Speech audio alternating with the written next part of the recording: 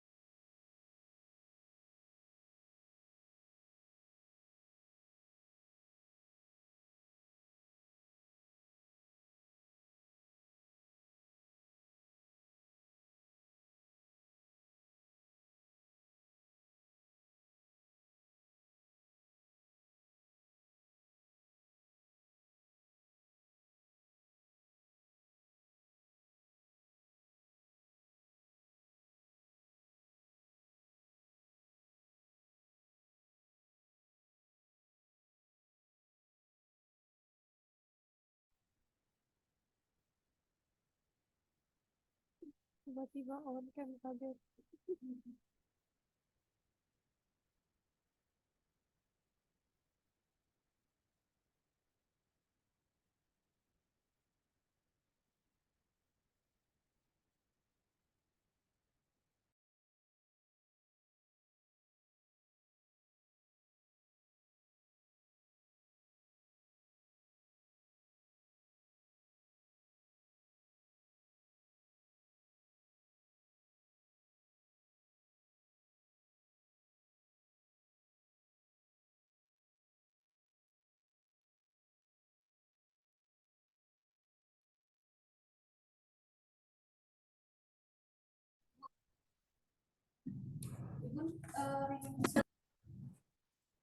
Santi Timba moderator.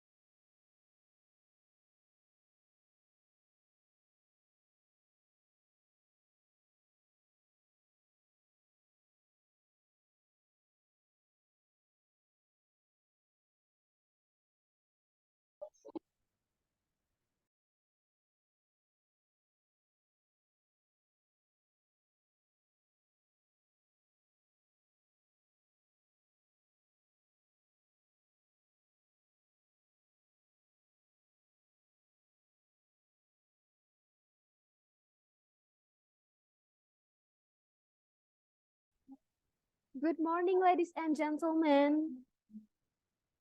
Before we start the conference, there are several rules for all participants. First, all participants can stream this conference through Zoom meeting or YouTube account of Polytechnic Setiawan Bandung. Second, for all participants on the Zoom meeting, please mute your microphone during the event. Third, all participants can ask questions to the panel speaker through chat on Zoom or YouTube by mentioning your name, affiliation, and then your questions. Please keep it short and precise. Fourth, all questions should be written in English.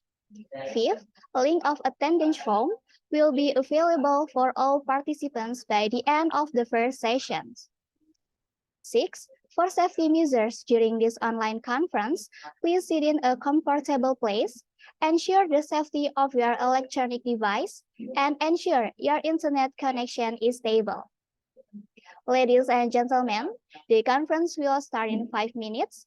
Please be seated and mute your microphone.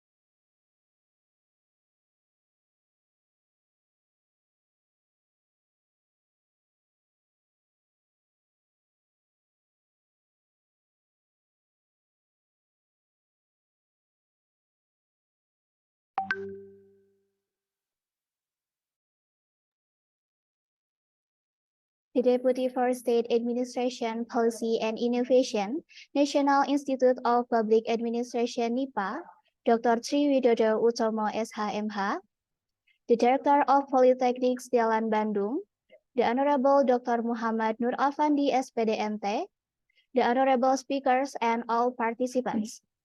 Ladies and gentlemen, good morning and Assalamualaikum warahmatullahi wabarakatuh. We are delighted to welcome you to the 5th International Conference on Administration Science, today, November 29, 2023.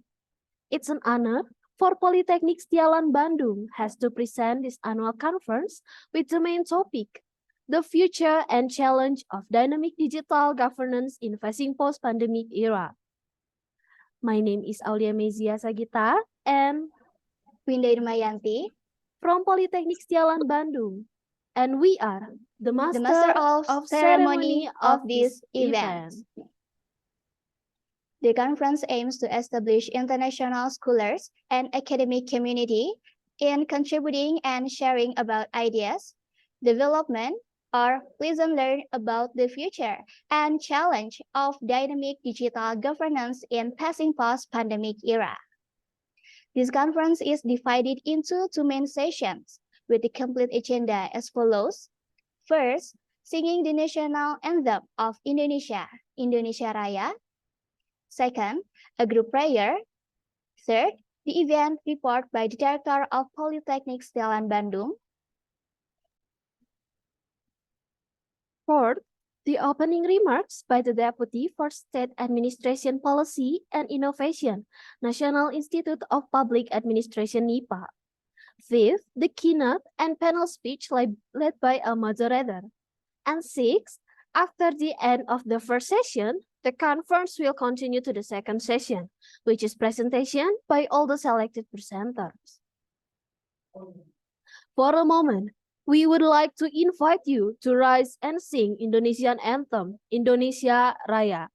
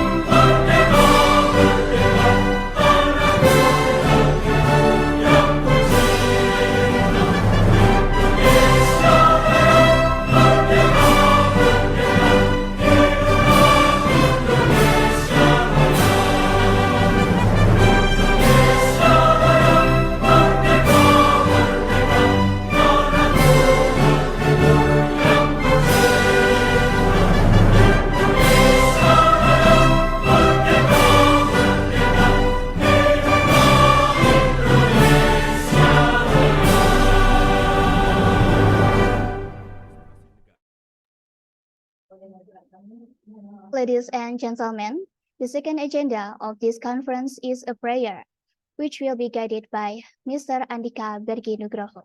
The floor is yours.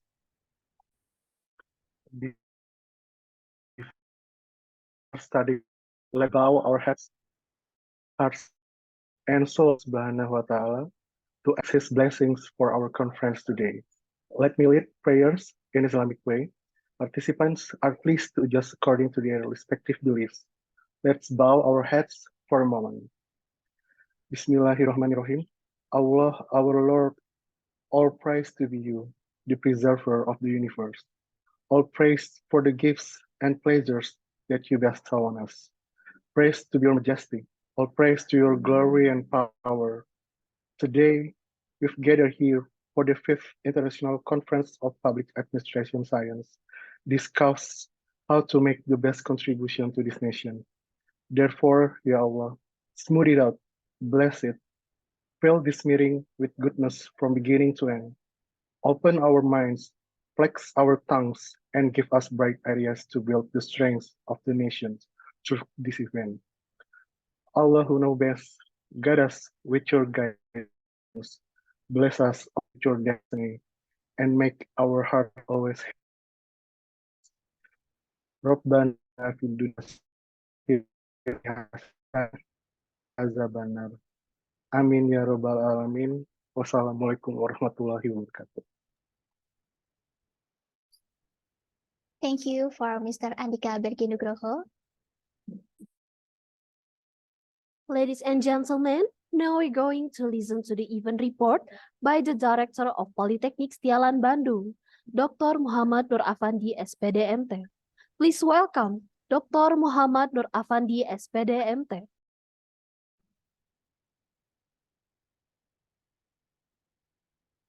Okay, thanks. The Honorable Deputy Chairman for Policy Studies and Innovation at National Institute of Public Administration, Dr. Tri Widodo. The Honorable Speak, Merlina Lim, PhD, Associate Professor, Carleton University, Prof. Chaewon Jiu, Professor of Jeonbuk National University, Dr. Nur Susilah binti Suhaimi, Senior Lecturer of University Utara Malaysia, Dr. Kamarul Faisal bin Hasim, Associate Professor of Dubai University, Mr. James Sriwat, Camtech Advisor Expertise in Technology Management Kamboja, Dr. Muhammad Taufik, Deputy for Competency Development Policy for State Civil Servant at NIPA Indonesia, and the beloved participant of this event. Assalamualaikum warahmatullahi wabarakatuh. Good morning, ladies and gentlemen.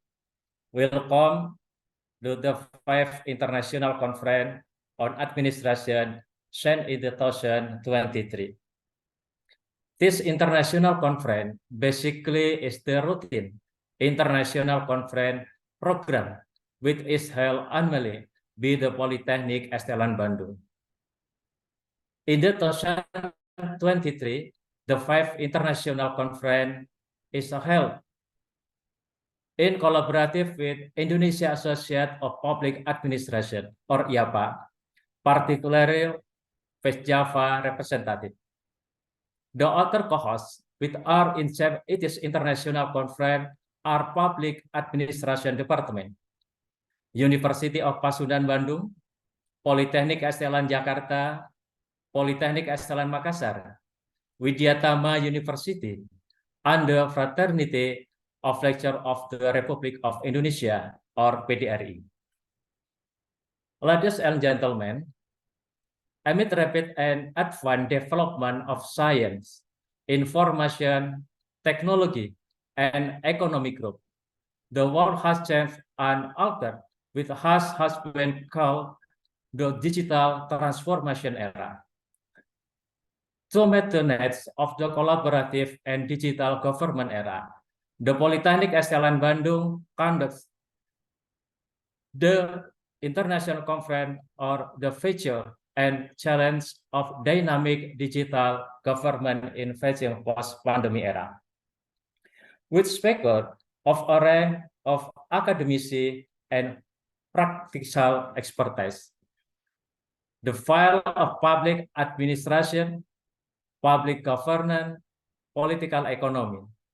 The main objective of the International Conference is to identify and understand the opportunity and challenges of the administrative reform toward collaborative and digital government era of public policy and administration. The output this international conference is international proceeding which will be published internationally in Europa Alliance for Innovation. For this ICAS 5 conference, finally, I deliver great thanks to the staff member ICAS 5 Committee of Polytechnic Estelan Bandung in arrange this conference which I believe has a great international reputation and great contribution to our institution. Again, we also very pleased and thanks you for keynote speaker all on speak who present is this online international conference. Your shared knowledge and experience are helpful in building specific development in administration science in the future. We hope that all participants and presenters also enjoy this online conference and have fruitful discussion in the room presentation, which will be had after the panel presentation by all speakers. Again, enjoy your conference. Thank you very much. Assalamualaikum warahmatullahi wabarakatuh.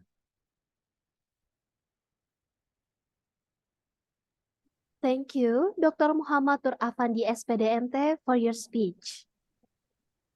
Ladies and gentlemen, the next agenda is the opening remarks by the Deputy for State Administration Policy and Innovation, National Institute of Public Administration NIPA. Please welcome Dr. Tri Widodo Utomo, SHMH. Bismillahirrahmanirrahim. Assalamualaikum warahmatullahi wabarakatuh. Distinguished Dr. Muhammad Taufik, the Deputy Chairman for Competency and Development Policy of Civil Servant, NIPA, distinguished the Director of NIPA Polytechnic Bandung, distinguished all the speakers, Professor Merlina Lim of Charlton University, Professor Choi Won Kyu of Jeonbuk National University, Professor Kamarul Faisal bin Hasim of Dubai University, Dr. Nur Susila binti Sohaimi of University Utara Malaysia, Mr. Chem Siriwak, Chemtech Advisor in Technology Management, Cambodia, participants, ladies and gentlemen. First of all, I would like to welcome all the participants to the International Conference on Administration Science, an annual event held by NIPA Polytechnic Bandung. It is both an honor and a privilege for me to stand before you today to inaugurate this conference on the future and challenges of dynamic digital governance in facing the post-pandemic era. To this event is the fifth edition of the conference, and I would like to thank all the speakers who have come to share their knowledge and experiences with us. The theme was selected in response to the actual and challenging issues faced in the development of public administration practices. The past 2 years have been defined by a global health crisis that has reshaped the way we live, work, and interact with one another. The COVID-19 pandemic has accelerated the pace of digital transformation, thrusting us into an era where the virtual and the real intertwine in unprecedented ways. As we navigate this complex landscape, the role of dynamic digital governance becomes increasingly paramount. In Indonesian context, the acceleration of digital governance transformation was strengthened by the issuance of Presidential Decree number 95 of 2018 concerning electronic-based government system, with the hope of realizing clean, effective, transparent, accountable, and realizing quality and trustworthy public services. However, Indonesia has experienced different level of readiness to carry out digital transformation within the bureaucracy. The result of monitoring and evaluation of the digital maturity levels for all government agencies, both at national and local levels, shows that the average value of the national SPBE index is 2.35. This indicates that the level of implementation of digital governance need to be improved more seriously. In other words, Indonesia has faced tremendous challenges in running digital government in the post-pandemic era. Ladies and gentlemen, in facing the post-pandemic era, our approach to governance must be as dynamic as the challenges we confront. The integration of technology into governance structures presents both opportunities and challenges. On one hand, digital tools and platforms offer the potential for more efficient, transparent, and inclusive governance. On the other hand, the rapid evolution of technology poses the risk of leaving segments of society behind, deepening existing inequalities. The future we envision is one where digital governance is not merely a response to crisis, but a proactive and adaptive force that anticipates and addresses emerging challenges. To achieve this, we must embrace innovation, foster collaboration between public and private sectors, and prioritize the development of robust digital infrastructure. Key to the success of dynamic digital governance is the emphasis on inclusivity. As we build the future, we must ensure that the benefits of digitalization are accessible to all, leaving no one left behind.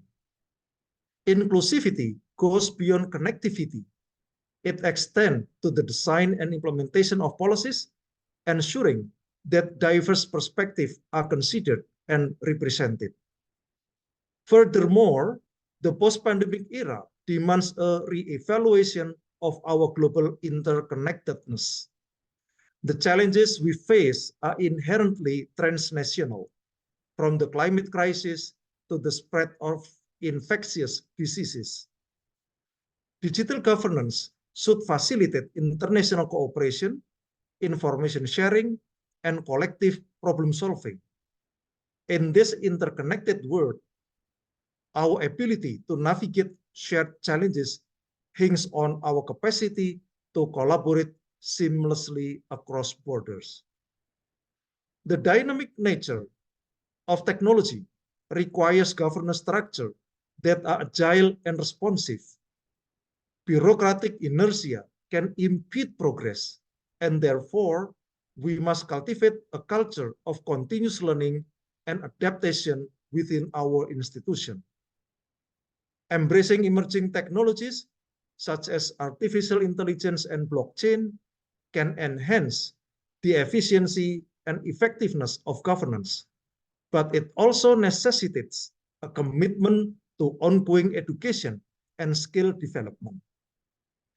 In conclusion, the future of dynamic digital governance in the post-pandemic era is a shared responsibility.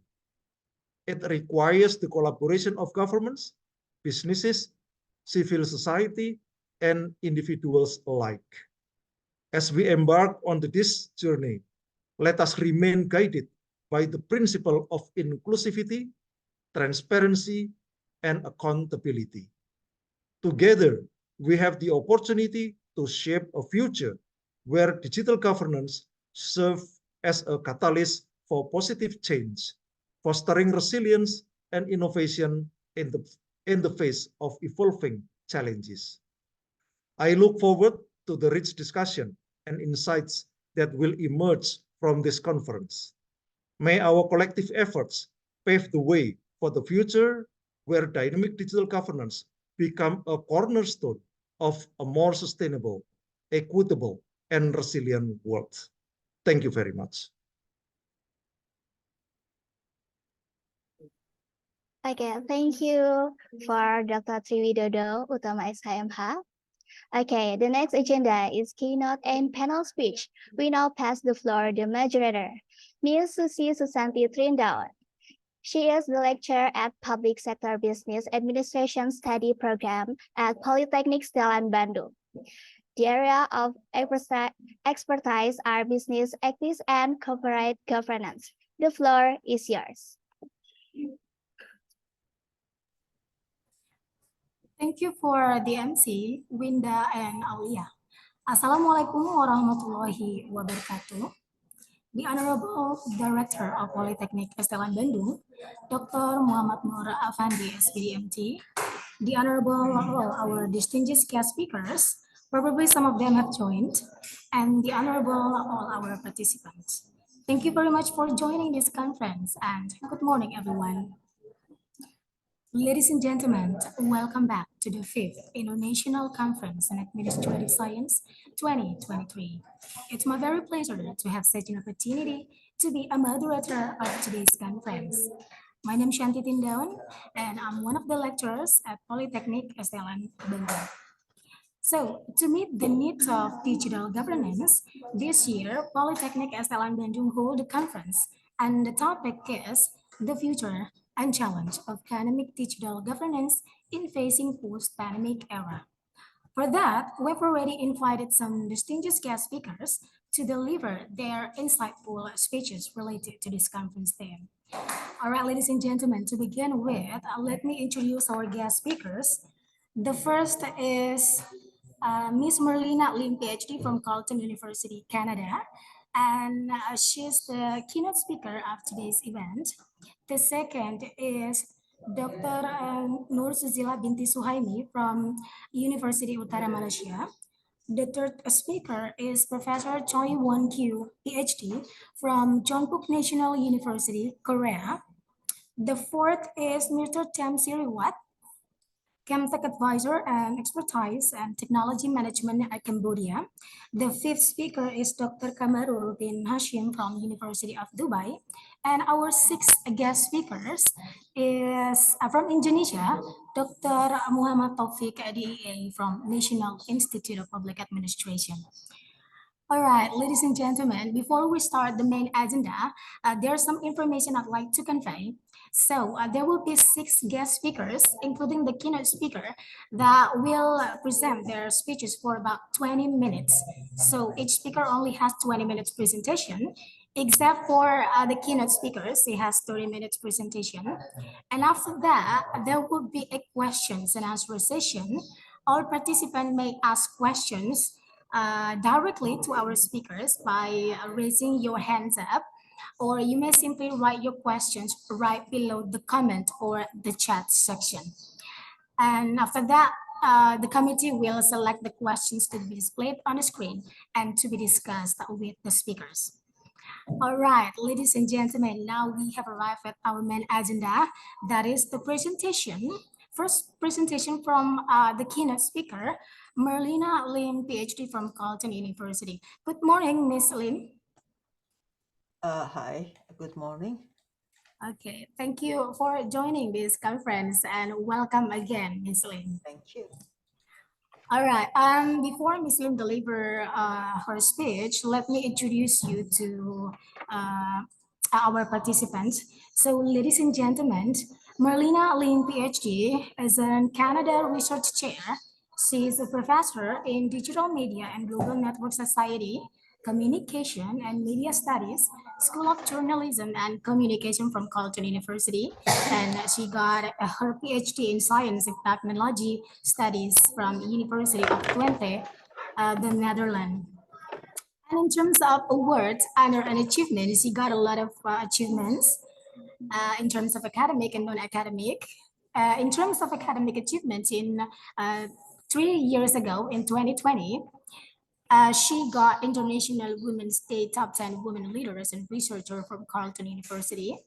And in 2022, last year, she got selected to be one of the featured research leaders of the Asian Heritage Month in Canada. And in terms of non-academic achievements, in 2020, she got 2 achievements to be one of the 12 artists selected by Ottawa Art Council and one of the 100 most influential alumni of ITB. And this year, she got two achievements as well. Selected to be one of most notable alumni of Bandung Institute of Technology and one of the 25 most notable alumni of the University of Twente. She also published books and also published many articles. All right, ladies and gentlemen, from her education background and achievements, I do believe that she will deliver a quite insightful speech. Without further ado, now let us give our warmest welcome to Ms. Lim. Ms. Lim, the next 30 minutes is yours. Thank you very much for very generous introduction. I'm very pleased to be here. Bandung is my hometown, so I'm originally from Dayakolot, which is Bandung Coret. So good morning, selamat pagi, Wilujeng Enjing. Actually, my mother tongue, orang Sunda asli. Yeah. Okay. My presentation today. Basically, I think I will make it bigger. All right.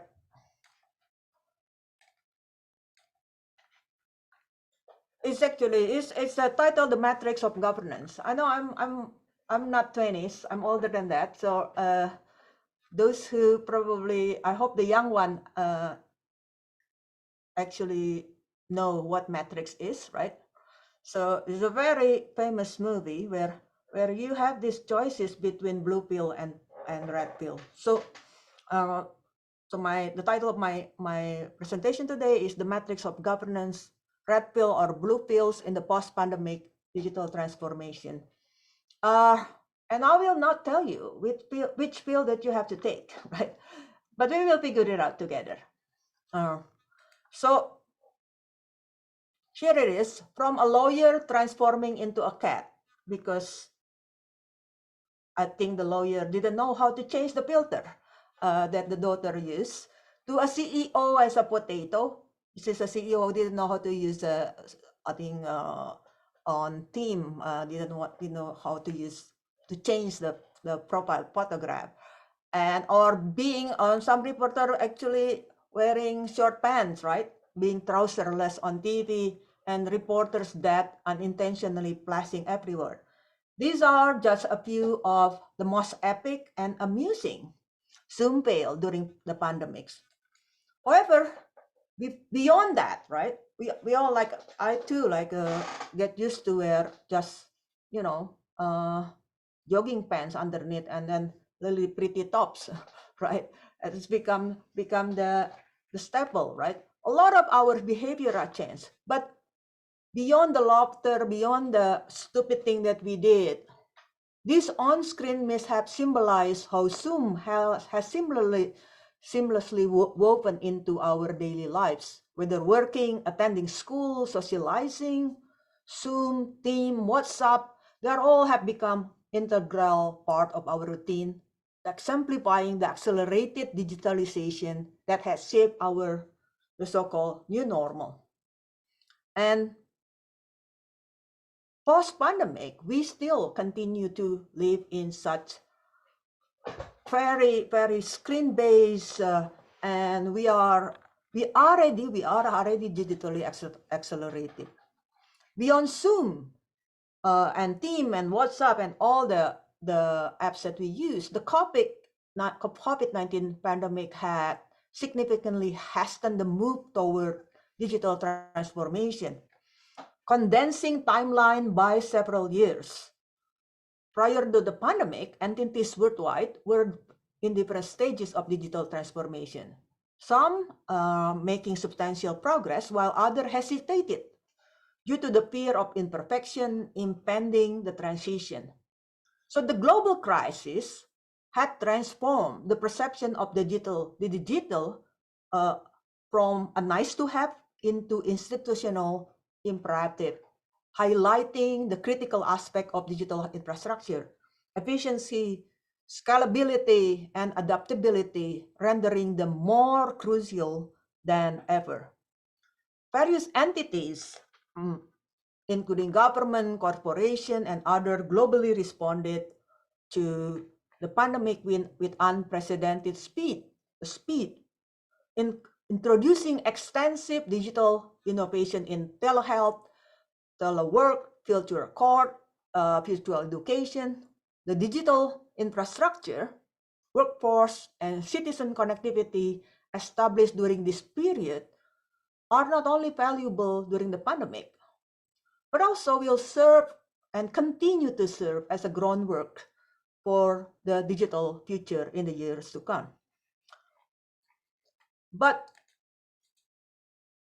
we have to remember that while most of the governments and institutions such as university and school were lagging in digital adoption of various algorithmic, data-driven, AI-driven technologies, the corporation, especially big corporation, has already started a long time ago.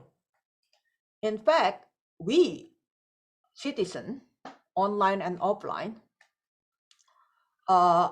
mostly against our will, are increasingly experiencing the effect of data tracking, data profiling, and data tracing.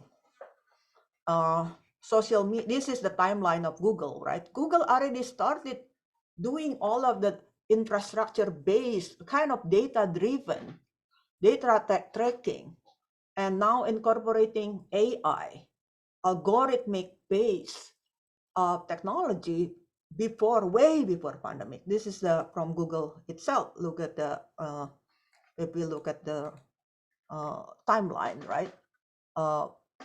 And Google use hybrid data. Not only Google, but also social media don't just connect friends and relatives. It is a living and breathing political actor and social actor, economic actor that actively harvests personal information from its user and actually sell them to third parties.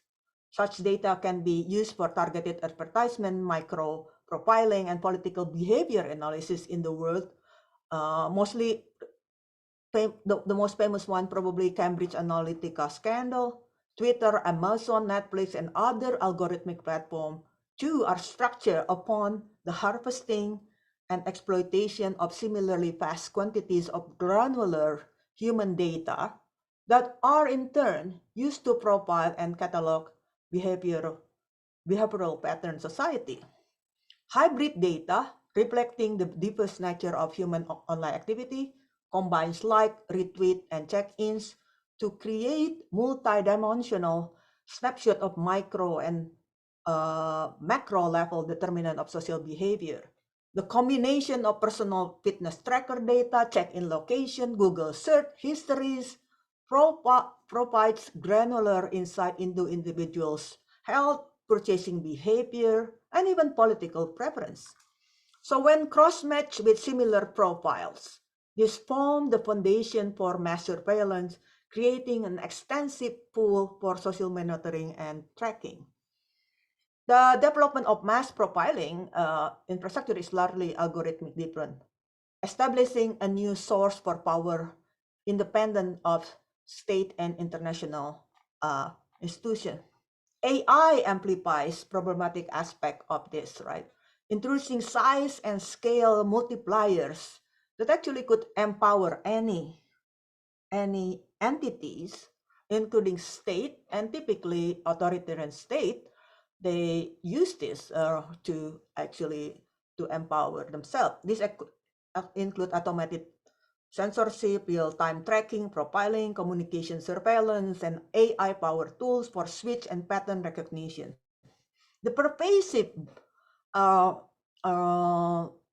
blame shifting, we blame AI and algorithm, but actually this conceal coder biases, because AI and algorithm, they are not neutral. They could be used for just and fair assessment. However, I think when we see problems associated with AI, we blame AI and algorithm without realizing that actually AIs and algorithms and data tracker and data profiling apps, they are all designed by humans. So they actually have this sort of like inherent human bias. And unfortunately, prior to COVID, this is before COVID, the more authoritarian usage prevail, right? In the case of state, for example, we know that the most sophisticated kind of like and wide and really expensive infrastructure for data-driven apps is created by China with the citizen score system, right? So in countries like China, military involvement in the projects such as the China Brain projects applies deep learning. It's actually quite sophisticated to collect information about user behavior. This is tied to citizen score system, influencing citizen loan, job, and visa status based their online and offline behavior. Similarly, in the UK, there is a karma police demonstrate the far-reaching consequences of deploying military-trained algorithm in civilian context. But also, I think what we see prior to COVID is that algorithms were used, algorithms and AI-driven data collection and data mining and data analytics were used for electoral politics mostly. This is for decision making in electoral politics, and sentiment, for example, sentiment analysis being used play a very crucial role in the UK 2015 general election, where with parties and candidate contracting tech companies for monitoring public sentiments. Today, including in Indonesia, there is political entities use text mining algorithm to stay updated on citizen and voter sentiments. And in fact, the most recent election in Argentina, deepfakes, an AI fake video production that has genuine and realistic quality, play significant roles in influencing politics. So my point is that even prior to COVID, we have already seen that. But what is different with pandemic is that we have non-commercial, but also there is a very different nature, because it was not exploitation or profiling, tracing, and tracking for the sake of tracing. There was a trade. There's a trading between collective welfare, right? That we care about each other, that we want to trade our individual freedoms, and that's different. And here is make it different than any other. Is the extension of what unveiled before, but also different. I think different philosophically, and we need to really think on how to grapple with this, not simply dismiss collective welfare, tracing and tracking collective welfare in the name of individual freedom. And then this is a very tricky terrain to deal with. So as COVID-19 persisted back in 2020, 2021, government urgently seek innovative tools for policymaking and crisis management, and geolocation-based digital solution fueled by mobile call data record, CDR, offer insight into population movements. Telecommunication providers in OECD countries, for example, right? So there are two types of approach. One is looking at existing technology by collaboration. For example, Deutsche Telekom in Germany provide movement data to Robert Koch Institute, or Vodafone, right, over anonymized data set, aiding COVID-19 trackers. Another one is approach is the emerging of new mobile apps for COVID tracking, developed through partnership between tech company, academia, clinician, and public authorities. Trace Together in Singapore, for example, is a notable one. pan-European privacy preserving proximity tracking, Korean tracking app, C19 COVID symptom tracker UK, Stop Corona, Itabib, that's from, I believe it's from Bahrain. You see Indonesia is Peduli Lindungi, right? All of these apps are tracking and tracing and technology. This app using either Bluetooth, geolocation kind of, to trace and alert individual exposed to the virus. Some while respecting privacy, some more expansive in nature. Apple and Google also collaborate on API for interoperable contact tracing, fostering a broader ecosystem for tracking COVID. All of this principally they're based on geolocation, biometric, and they're using mobile. But they are not necessarily the same. This is the principle, which is very general, but not quite the same. Even among, for example, this is among European countries. You could see actually when it comes to protocol, there is a different protocol. UK, European countries is very similar. They have expiration date to how many days data were kept. There is a voluntary system. If we basically tracking apps vary in their degrees of privacy and data protection. Some like Singapore Trace Together app incorporate explicit privacy safeguard, such as encryptions and anonymization of personal information, ensuring user contents. However, the broad range of personal data collected by these apps, even when not in use, can be challenging for users to comprehend. Biometric data, particularly facial recognition, had been widely used to monitor the spread of COVID-19. While it offers benefits such as non-contact identification, concerns arise around privacy and security, especially when used without clear guidance or informed consent. Issues may include challenges in exercising fundamental rights and potential bias such as racial or ethnic origin biases in facial recognition system. Korea has pretty good privacy safeguard if compared to other countries in Asia, but I don't know whether you could see or not, but here's actually when it comes to expansiveness, Asia if compared to European countries is more expansive. So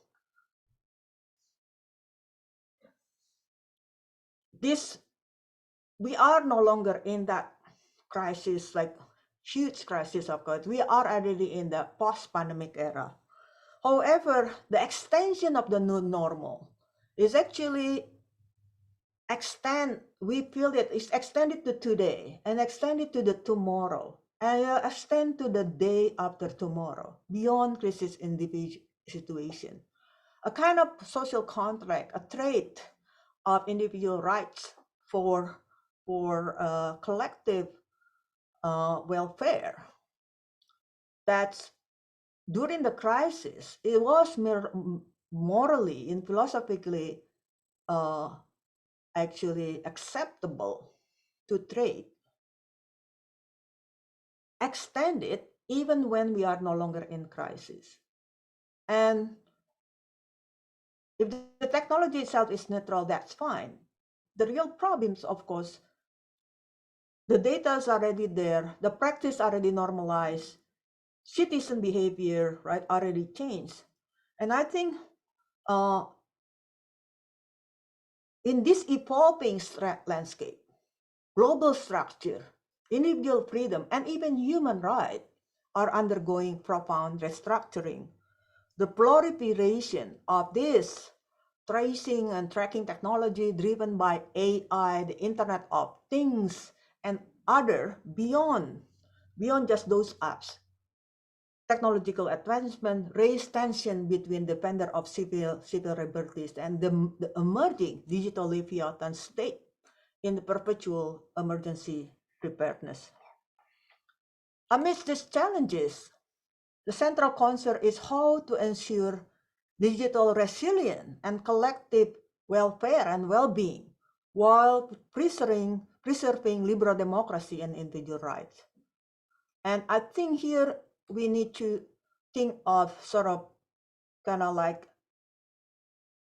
digital resilience, not as a technological resilience per se, but also as a human resilience, and emphasizes the ability of groups and individual and citizen, both public and private, to swiftly adapt to new digital solution and recover from disruption. And the crisis, the COVID crisis underscored the pivotal roles of the digital technology in sustaining a path of transformation aligned with sustainability and shared prosperity. As we move toward individual, digitally independent future, the need for digital resilience become paramount to ensure societal evolution in sustainable manner. So before COVID, with the exception of some authoritarian state, market pretty much rule the practices of digital transformation. And now governments are in. So what are our choices to ensure that the digital transformation of governance of digital transformation is technology sustainable, and but also ethically and sustainably, societally and economically just for a citizen? So I'm actually offering this. So I won't delve into scenario details here, but it is crucial to recognize that scenario represent possible world that may or may not come to pass. The future is likely to be a blend of scenario influenced by current policy decision, reflecting current and governance values.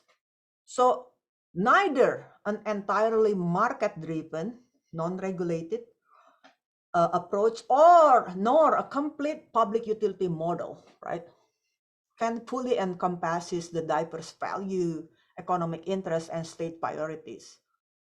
For example, here I kind of like put some scenario.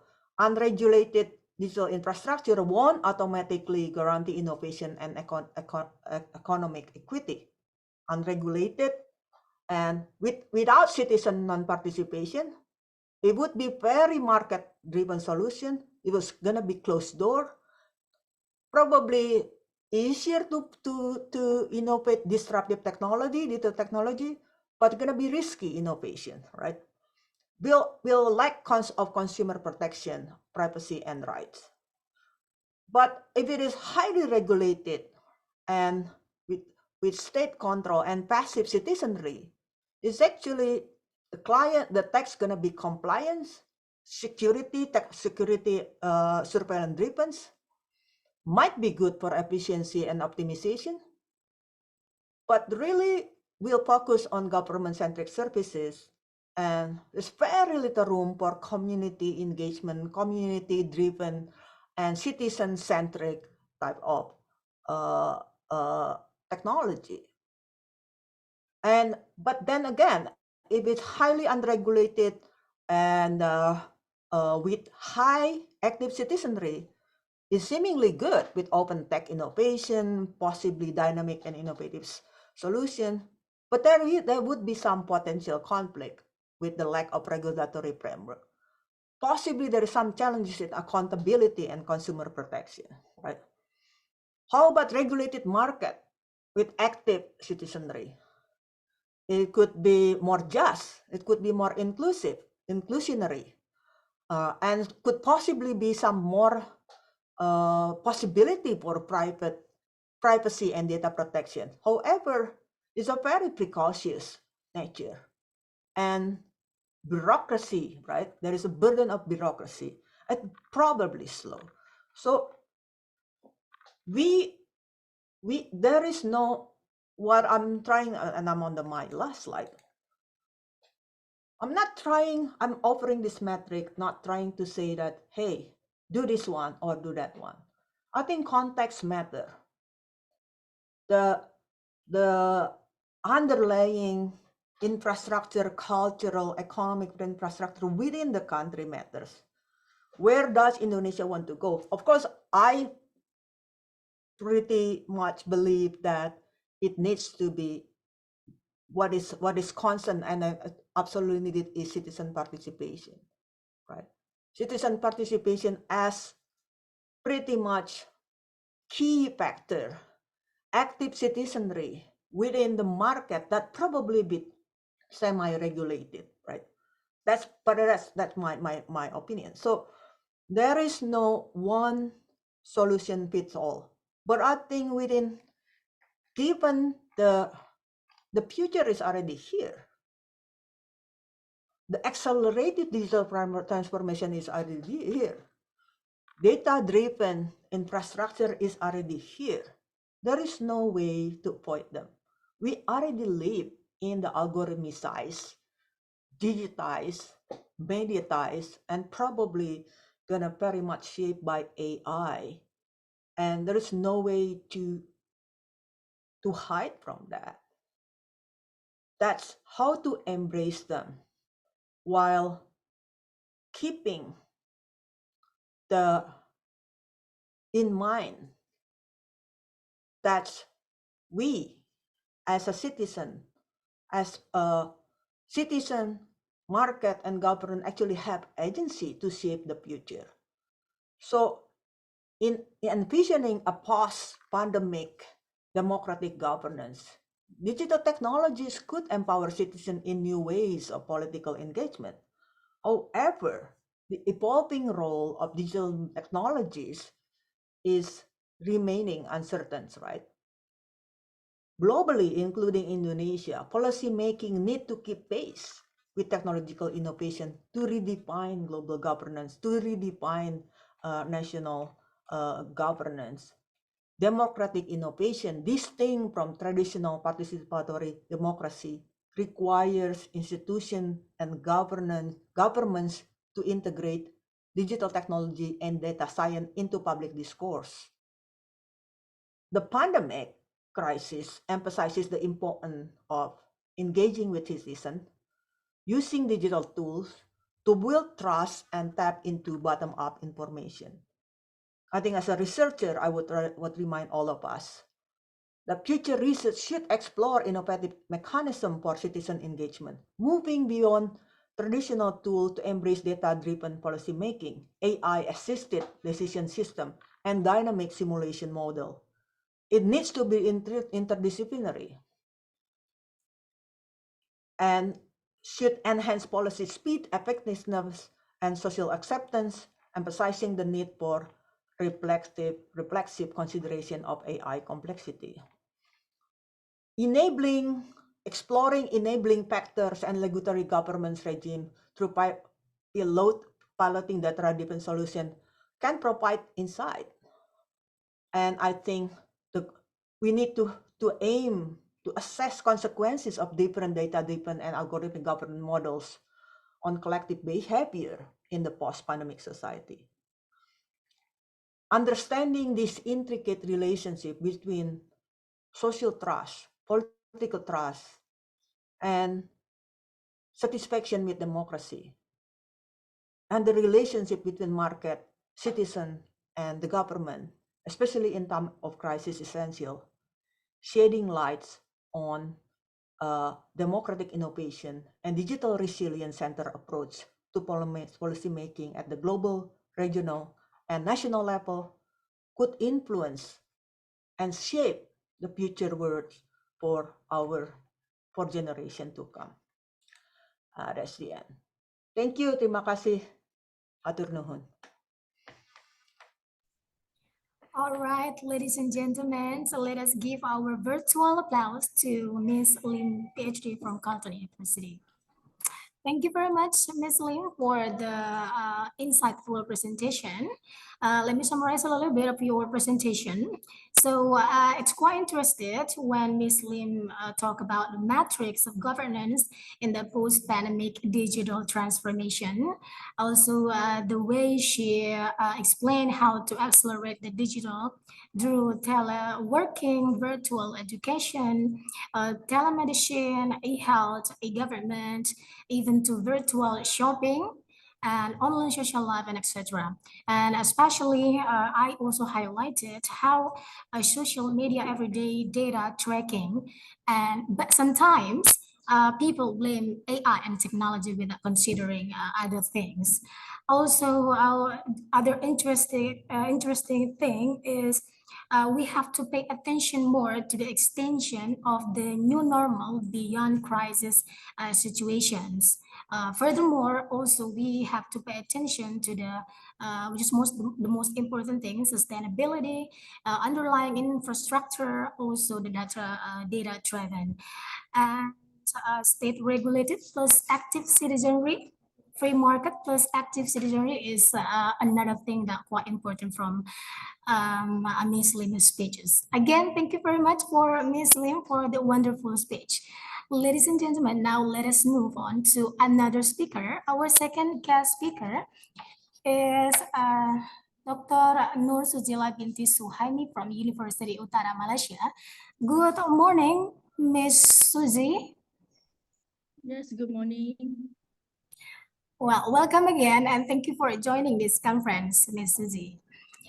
All right, hold a moment. Before you present, I would like to introduce you to our participants. So, ladies and gentlemen, Ms. Suzy Suhaimi is a director at Research Institute for Indonesia, Thailand, and Singapore, Ghazali Shafiq Graduate School of Government from 2022 until now. And in 2021, she was the head of Department Community Engagement Division, Center for University Industry Collaboration, University Utara Malaysia. And in 2020, 3 years ago, she was a senior lecturer until now, by the way, at Department of Planning and Property Development, School of Government, University Utara Malaysia. And her area of expertise are urban studies, sustainability, development studies, housing affordability, and community development. Ms. Suzy also has a lot of awards. This year, she got Best Paper Awards from Malaysian Social Science Association. And last year, in 2022, she got 6 awards: Gold Medal, Community Service Awards, On-Time Research Awards, the Best Research Award, Best Creativity and Innovation, also Best Paper Award from Malaysian Institute of Public Safety, and Best Paper Award International Conference on Education, ADEC Legal and Social Science Technology, Kaizen Innovation Center. All right, ladies and gentlemen, from her education background, I also do believe that she will deliver a wonderful speech. Now, without further ado, let us give the best welcome to Miss Suzy. Miss Suzy, the time is yours. All right, thank you. Could I share my slide or you will share my slide? Oh, not yet? Yeah, I share my slide, yeah? Yeah, you can do yours.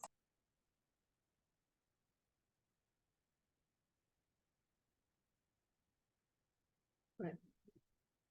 Okay, Bismillahirrahmanirrahim. Assalamualaikum and good morning, very good morning to Dr. Muhammad Nur Fandi, the Director of the Polytechnic Sialan Bandung, and to all speaker, moderator, and to all audience. Yeah. Okay, my name is Suzila, and then first of all, I would like to congratulate to Polytechnic Sialan Bandung for organizing the 5th International Conference of Administration Science. And greeting and salutation to all British participant, guest scholar from around the world. And today my presentation is about the sustainability, urbanization, and environmental governance in a digital era. So basically, this is my outline there. Today presentation navigate the landscape of urbanization, technologies, and sustainability. We kick off the introduction, and then we cover about the Southeast Asian urbanization trends, and then explore how digital technologies foster urban sustainability, followed by overview sustainability challenge in the digital era. And then we explore the solution enabled by digital integration, and demonstrate how the technology address this issue. All right. So basically here, for the introduction, the interplay of sustainability, urbanization, and environmental governance is essential to promoting ecology resilient city in ever-changing digital context. Integration of the digital technologies provide a solution to address environmental issue in the city area that changing quickly, and we require innovative thinking, participatory governance, and responsible technology deployment to create sustainable and livable city. And basically, sustainability is a preservation of resources and system for future generation, and taking into account the economy, environment, social factor, and city expand due to the urbanization, and which affects their social, economy, and infrastructure aspect. And in the meantime, environmental governance is required, monitoring and making decisions regarding environmental matter, from creating policy and implementing them. And this situation actually highlight the necessity of cooperative measure because of the complex relationship that exists between sustainability, urbanization, and environmental governance in the digital era. And data-driven decision-making, inclusive involvement, creative solution can all be made possible by using digital technology in governance. Ensuring that city develops sustainable while addressing urgent environmental issue, especially. All right. This one is a bit about the Southeast Asia urbanization. Southeast Asia is experienced. I can say that Southeast Asia experienced a significant urbanization process by various factors, includes economic development, rural-urban migration, and demographic shift. And Southeast Asia actually we expected that to see additional about hundreds of million people migrate to urban area by 2030, and which highlight the need of strategy, urban planning, sustainable infrastructure development, and efficient governance to make sure that our city can handle this growth while preserving sustainable and addressing related issue. I give some example. Here, if we can see here, we expect that Manila and Jakarta, those two of those cities are mega city with population over 10 million. Then the population of Bangkok, Ho Chi Minh City, and Kuala Lumpur and Singapore range from 5 to 10 million. Over 10 million people are expected to settle in Bangkok City and Ho Chi Minh by 2030. And Singapore population will be close to 7 million, while KL, Kuala Lumpur, would be about 10 million. And the area offers an interesting perspective that helps one comprehend the advantage and difficult of modern urbanization, and understanding that urbanization trajectory of this key city in Southeast Asia offer insight into the complex dynamic shaping. Right, this one is about the technologies, digital technologies in urban sustainability. How we can apply this kind of technology. For example, we have smart city, IoT, AI, dan GIS. Okay, basically the sustainable urban environment are greatly influenced by this digital technology. Then city can make well-informed decisions based on the real-time data and optimize the resources utilization and increase infrastructure efficiency and improve services with this technology. Okay, so this technology is essential for tackling urban problem and encouraging sustainability and developing more habitable and ecological conscious city in the future. Okay, I give some example like smart city initiative. Basically to improve productivities and quality of life, a wide range of the digital technology are included into urban infrastructure. Smart city can enhance service like energy, transportation, waste management, public safety, by utilizing IoT, sensor, and AI. So how the smart city apply, and then we also have IoT. In order to gather the share data in the real time, the Internet of Things, use network sensor gadget that are integrated into urban infrastructure. And IoT is essential to urban sustainability because it monitor and control a wide range of systems, including water use, waste management, smart grid, traffic congestion, and air quality. And it facilitates resource optimization and predictive maintenance and data-driven decision making, and all which lead to more sustainable and effective urban environment. Same goes to the AI, artificial intelligence.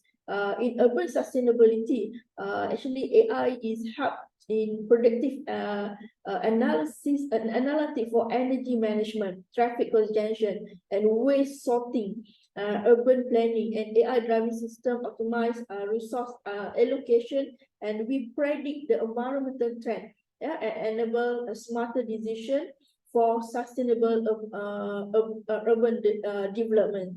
Then another, we also have GIS, the Geographical Information System. GIS is not the new, all right, but currently is something like we can see how GIS are very helpful in urban development, because the GIS actually is a combined spatial data with analysis, visualization, and interpretation capability to provide insight into urban environment. And then urban planning, land use management, choosing the best site for green area. This one is an example how GIS is useful in urban management. Beside the benefit of digital, we also facing the challenge. For example, some issue, for example, like e-waste management, energy consumption, resource depletions, digital divide and inequalities, data security and privacy concerns, and emission from digital infrastructure. Basically, strategy that focus on responsible e-waste management, equal access to technology as a mean to closing the digital gap, the promotion of energy efficiency, practice and technology, and then the implementation of a strict data security and privacy regulation, and the adoption of sustainable practice in the design and operation of the digital infrastructure are required actually to meet this challenge. So governments, the private sector, and community actually must work together to mitigate the negative of this negative effect of the digital revolution on the environmental and society. And then this one is some solution or mitigation that how we can reduce the challenge. Yeah. For example, we for the e-waste recycling to and tracking. Yeah. E-waste tracking and recycling. Actually, efficient system for managing and tracking e-waste and can be implemented due to digital integration. For example, the digital technologies such as barcoding, RFID, radio frequency identification, and blockchain enable the tracking of the e-waste from the point of origin to facilities for recycling or disposal, and by enabling appropriate recycling processes. And then this technology guarantees the safe handling of hazardous material and the recovery of valuable component for the future use. And then how about the smart pollution monitoring, IoT? Okay, because we have IoT sensor and connected device facilitate the real-time monitoring of the pollution level in the urban area. And this sensor actually can measure the air quality, water quality, noise level, and other environmental parameters. Yeah. So the data collected is analyzed using the AI, artificial intelligence algorithm, to identify pollution hotspot, trend, and potential health risks. And this information helps prompts the intervention and policy formulation in to mitigate the environmental hazards. And then for the resource optimization in urban environment, digital integration maximize resource utilization when combined with the data analytics and artificial intelligence. Then efficient energy distribution management by smart grid, lower waste, and encourage the incorporation of the renewable energy sources in order to ensure the sustainability of the consumed water management system, track usage trend, identify leak, and optimize water distribution. So here we see that the digital have the benefit and some challenge, and then I want to present that some case study or example of implementation of this digital tool. Yeah, for example, we have the waste tracking and recycling, energy efficiency building, and transportation innovation. So I take some example. For example, in Barcelona, is an example of the smart city program that use the technology to improve waste management practice. One such initiative is the use of the IoT sensor in rubbish. In the photo, right? They have the sensor in the rubbish bin, and then this strategy reduce pollution and resource waste associated with the inefficient waste collecting system. So this one can improving the operational efficiency, and while also can promoting environmental sustainability. And another example is energy efficiency building. This one in Amsterdam. Okay, this one is the H building. The H building is example how the IoT technology can be used to automatically integrate energy efficiency and highly sustainable space into building operation and design. Its creative use the IoT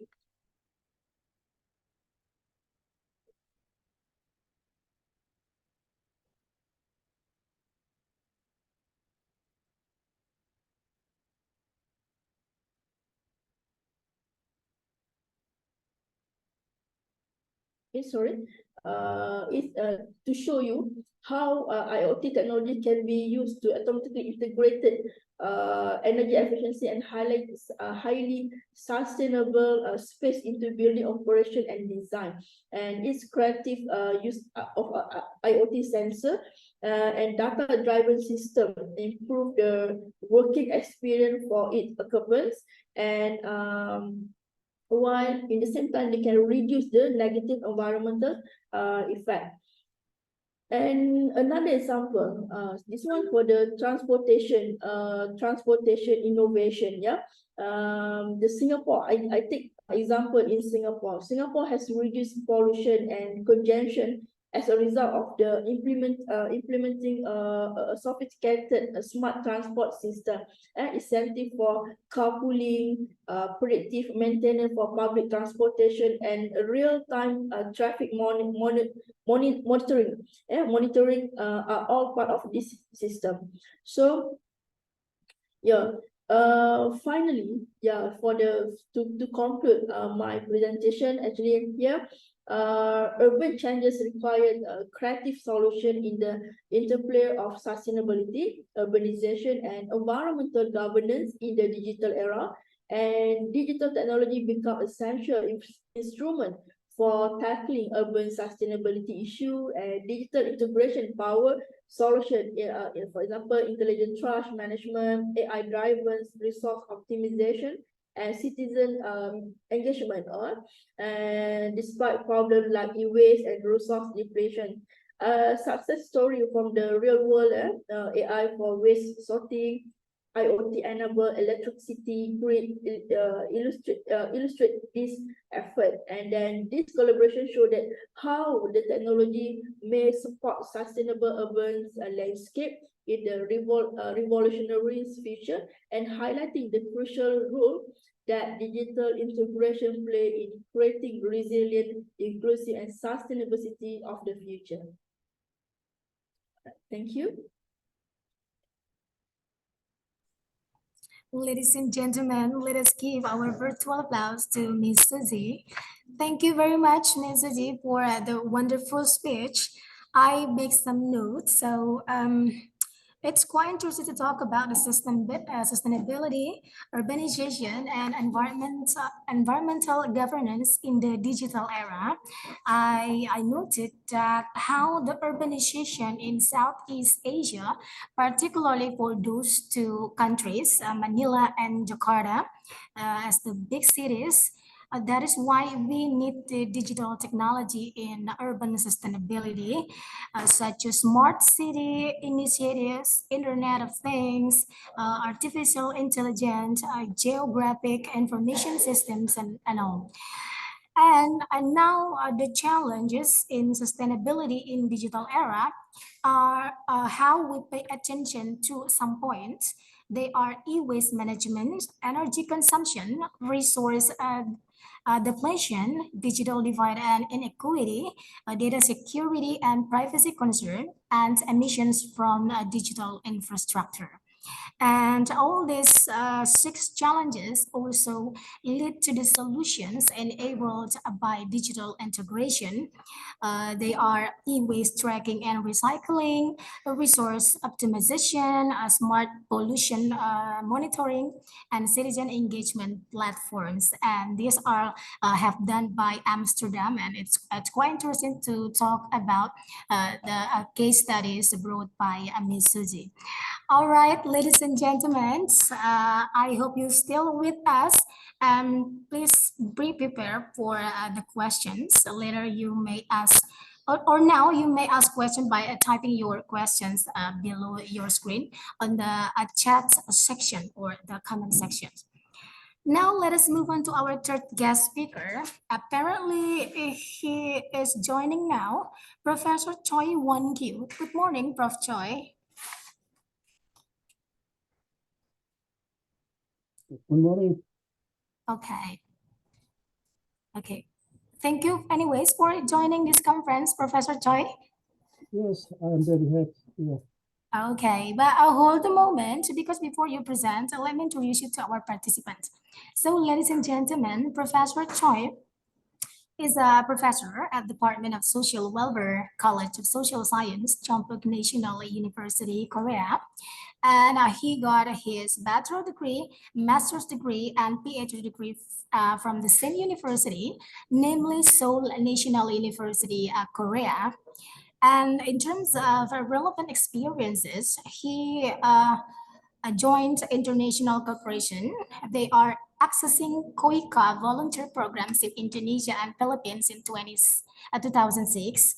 Also accessing human rights of persons with disability in Asia and Pacific region as chair of Research and Development Committee in Asia Pacific Disability Forum. Also serving people and communities as director of collegiate volunteers teams working in Vietnam, China, Mongolia, and Indonesia, and attending the General Meeting and World Congress of International Federation of Social Workers in Salvador, Brazil in 2008. All right, ladies and gentlemen, and now, without further ado, let us give our warmest welcome to Professor Choi. The next 20 minutes is yours, Prof. Choi. Okay, good morning, everyone. Selamat pagi, Wilujeng Enjing. Today, I'm very happy to be invited as a panel speaker about digital governance. And my topic is especially in Korean experience in terms of human rights. Let me define the digital governance, a new mechanism for running society based on digital convergence, or otherwise defined, it may be institutions and governance mechanisms that coordinate relationships between countries, companies, and students in a digital environment and that runs society. We are now live in a digital environment. Also, there is a similar term. It is internet governance. The content is almost the same with the digital governance. The government, private sector, and civil society each have their own goals to develop and apply common principles, norms, and decision-making procedures for the development and use of the internet. It is adopted by World Summit on the Information Society in 2005 at Tunis. Let me proceed to the issues in digital governance. As you know, despite the need for balanced collaboration among the entities that make up digital governance, such as the state, the private sector, business, and students, and international organizations, the authority of digital governance today has been concentrated in the state and corporations. Since the mid to late 1990s, demands for minimizing state intervention in the internet space have increased around the world. And as the atmosphere of promoting a free market competition system for the growth of the digital market has spread. So discussions on the basic requirement of civil society, such as digital human rights, have become secondary and was not considered. Why the digital governance is important? Let me explain it. The development of digital technology is not simply a matter of technological change, but it provides an opportunity to change power relations and governance systems, thereby providing an opportunity to reset the governance models of state, companies, and civil society. These three areas operate autonomously in their respective areas. They are constantly repeating the process of conflict and cooperation to re-establish new relationships with other areas. So at one time, we have some coded future images that the development of information technology was seen as bringing a rich and happy life to everyone. In other words, there was an expectation that the use of the internet would lead to a more prosperous life, increased personal freedom, and the disappearance of unequal and unfair structures. But it is not like that. The development of the internet and information technology strengthened existing power and created a new capitalist class and powerful people. The era of digital technology means the creation of a new type of communication space, as already explained by Professor Lin. Through this new platform, there is a possibility that voices criticizing the contradictions and inequality of existing society can be gathered and spread. The possibility of a new relationship between a state, business, and civil society has emerged, and a new form of governance, that is, we call digital governance, can be formed and operated accordingly. Let me explain as an example using Korea's quarantine success in COVID-19 era. The digital age will be a utopia or a dystopia. As we pass through the COVID-19 pandemic era, we'll be able to predict a bit on the future. So we focus on Korea's experience. There is a belief that the so-called 3 Ts are the factors contributing Korea's success in quarantine control. Is test, trace, and treatment. You may see the Korea's contact tracing system during COVID-19. You may find closely later, and let me explain. In response to the coronavirus, since 2020, Korea was mentioned as a country with an extensive surveillance system along with China, Taiwan, Israel, and Russia, etc. Korea's COVID-19 epidemiological investigation support system collects and analyzes information such as location, immigration record, CCTV, use of credit card, use of public transportation, hospital prescriptions, and medical records from many digital sources. As you see in the first column of the picture, you may see the many sources. Health authorities have the authority to receive all data other than location information, and they provide the analysis results to relevant government agencies. As a result, analysis of the movement of confirmed patients, which used to take 24 hours before, became possible within 10 minutes using digital technologies. This was possible because the accuracy and strictness of information could be increased through the personal information review process. However, some scholars stress that not technology, but citizen participation is the key factor in Korea's quarantine success.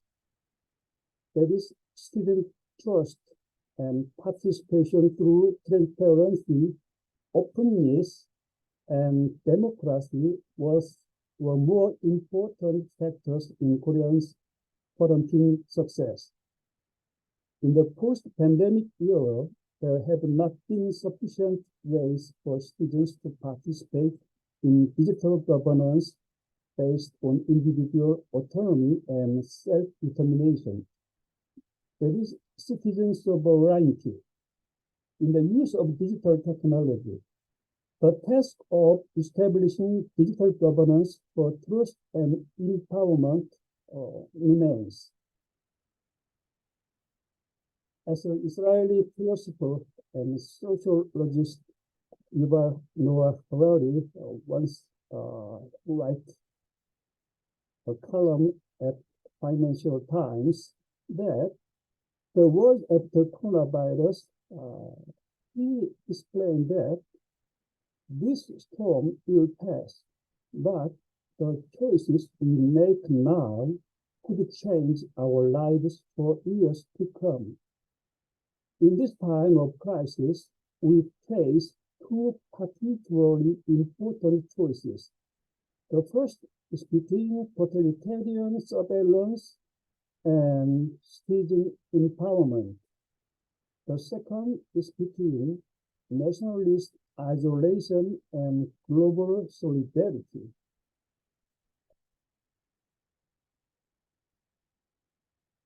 In terms of Harari's saying, we can find public failure and expansion of corporate power in the COVID-19 contactless situation. In a contactless situation, there is a big change in work at home, and education, online education or e-education, problem solving via Zoom, like today, has become the new normal. The same goes for Google Workspace for Education. It's a software. Zoom and Google Workspace were initially free services, but later and now changed into paid services. But public services that secure enough convenience and stability to replace them remain unprepared. As a result, information such as education, welfare, and medical care that should be handled by the public was handled by private companies, increasing the possibility of human rights violations and the emergence of surveillance capitalism. I call it digital panopticon, like Jeremy Bentham work, or the Professor Lin just mentioned digital Leviathan. Is that the same conception?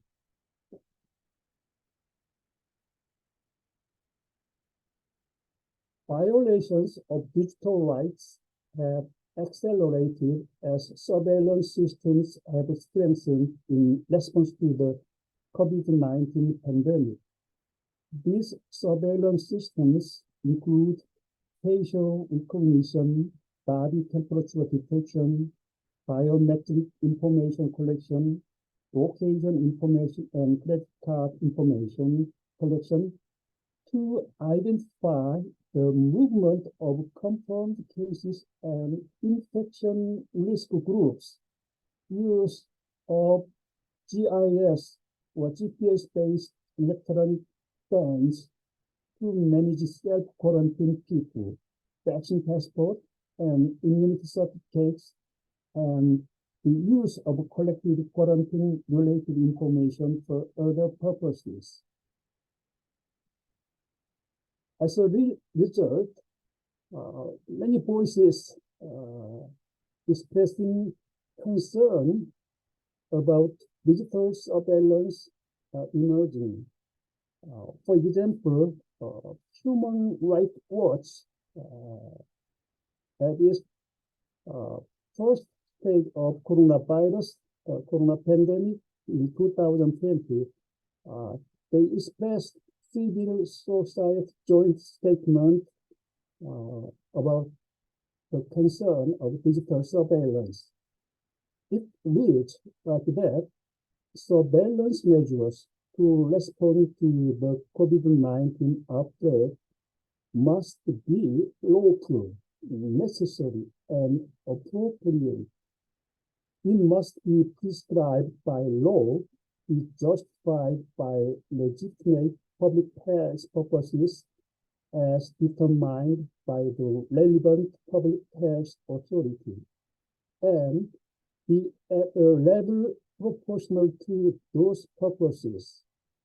Government must be transparent about the measures they adopt so that they can be scrutinized and, if necessary, modified, withdrawn, or reversed. We must not allow the COVID-19 incident to become an opportunity to establish an indiscriminate large-scale surveillance system. So, these concerns of digital human rights, as we know, in 2005, it was revealed that Yahoo Hong Kong provided personal information, including reporters' email account, to Chinese authorities. Since then, awareness of digital human rights has increased. Discussions about tech companies, their obligations regarding digital human rights, and government digital surveillance have developed rapidly through global partnerships such as the Global Network Initiatives. Principles and guidelines for human rights on the internet have begun to be created. In the 2010s, the United Nations Human Rights Council expressed freedom of opinion and expression through the internet, internationalized digital human rights issues through the agenda of promotion, retention, and enjoyment of human rights on the internet, and understood digital rights as universal rights that all human beings should enjoy. A foundation has been created to enable this. Meanwhile, the European Court of Justice has actively intervened in issues related to the digital rights of states and companies in accordance with the EU Charter of Fundamental Rights, and strengthening legal measures to guarantee digital human rights and remedy violations. My conclusion is that we must establish a digital constitutional regime. It is a position that emphasizes the establishment and reinforcement of a normative framework to protect basic rights in the digital environment while resolving the rights imbalance that appears among the state, companies, and citizens. As we know in history that the Constitution has developed mechanisms to protect individual rights from state power. However, in these days, there is no agreed upon mechanism to protect users of digital resources from the enormous power of tech companies. The reason is that in the situation of public failure and tech companies' supplementation and replacement, we call it privatization of public services, there is an increased possibility that the activities of tech companies will affect basic rights such as user accessibility, personal information, freedom of decision-making, and freedom of expression, etc. Therefore, my conclusion is that digital governance must be sought to check corporate power, and one direction is digital constitutionalism. You may see related reference in Celeste Eduardo in 2019 paper. Thank you very much. Terima kasih and hatur nuhun. All right, hatur nuhun pisan, Professor Choi. It amazes me you can speak Indonesia, Sunda. All right, thank you again, Professor Choi, for this speech. Let me summarize a little bit of your presentation. So, ladies and gentlemen, Professor Choi just explained the current status and challenges of digital governance. He brought the case study in Korea in terms of respect for human rights as well.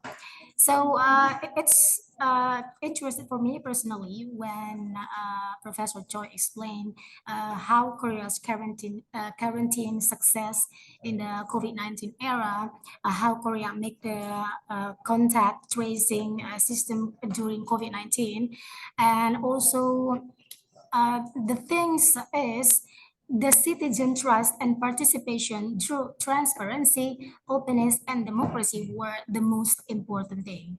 And I believe that, I hope that Indonesian netizen can adopt this Korean successful, even though the COVID-19 has gone. But in this pandemic era, I think many other systems that Indonesia can adopt from Korea system.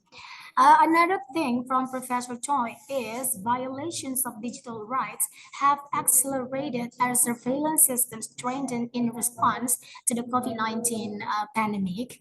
And as a result, voice expressing concerns about digital surveillance are emerging. Okay, ladies and gentlemen, apparently there's no questions yet. I would like to encourage you, everyone, to ask questions if you would like, or if you maybe want to add something from our speakers, you may write your comments on the box section or the chat section, or later you may prepare the questions by raising your hands up and ask the question directly to the speakers. Now we still have 3 other speakers left, so stay cool there, and I hope you're still with us. Now the speaker that would like to present is Mr. Tem Siriwat from Cambodia. Good morning, Mr. Tem. Are you with us now? Yes, good morning. Okay, before Mr. Tem deliver his speech, let me introduce you about him. So Mr. Tem Siriwat is Director of Center for Inclusive Digital Economy at the Asian Vision Institute, advisor to the Council for Development of Cambodia, with the rank of Director General and advisor to Camtech University. He focuses on digital and cyberspace issues from policy, academic, and business perspectives. His professional experiences include leadership and advisory roles at think tanks, government agencies, science and technologies university, commercial banks, and tech startups. He has a combined academic background in science, art, and business, specializing in digital technology management, artificial intelligence, diplomacy, chemistry, physics, and environmental science. Last, he has published numerous papers and is regularly invited as a guest speaker at international conference on the topic of digital economy and cyber diplomacy. Well, ladies and gentlemen, I do believe also that Mr. Chang will deliver quite insightful speeches, especially related to his application area of expertise. All right, without further ado, now the next 20 minutes is yours, Mr. Chang. Yes, thank you very much for your kind introduction. Before I begin, I would just like to thank the organizers for inviting me to be a panelist, along with other distinguished guests and panelists as well.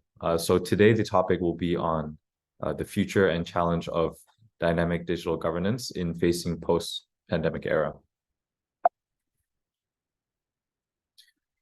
So before I start on the content of the presentation, I would just like to maybe elaborate a little bit more on my personal background. I think this would help to contextualize the presentation that I will give, and also show some insight and perspective from different angles. So the first is my current role as the chairman and CEO of CNK ST, which is actually standing for Cambodia and Korea System Technology. So it's a newly established IT company, and our main role is to connect Korean IT companies and connect them with the local market here in Cambodia. And so just to give a kind of a brief background of Cambodia's current state, over the last 20 years, we have experienced 7% GDP annual growth pre-COVID. So this showed great signs of development across the whole nation. And of course, what we went through during the pandemic, just like most other countries and around the world, showed a kind of a transformation of how we used digital technology in our everyday lives. And so now that we come out on the other side, it has really transformed the way we think, the way we live.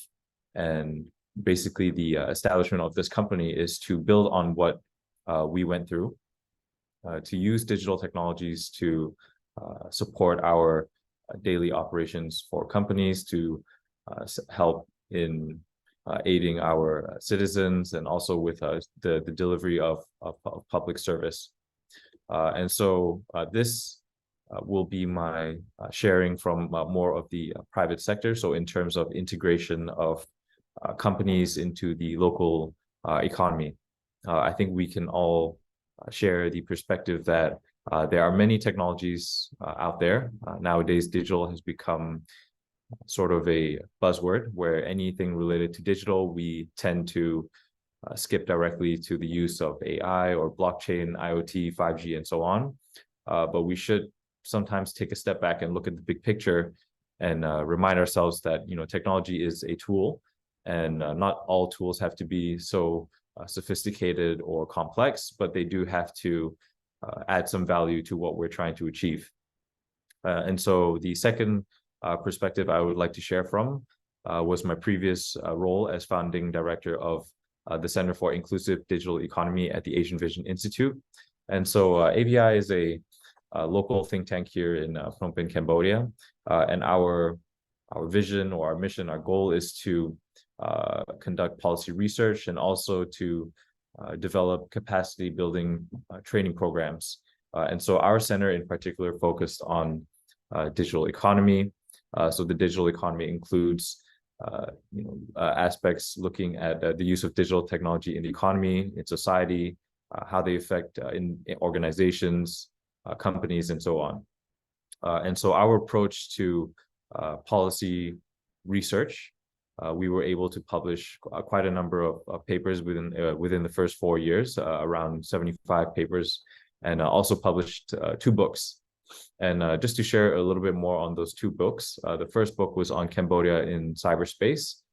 So we focused on really the big picture or overview of Cambodia's digital economy, how it's evolved over the last few years.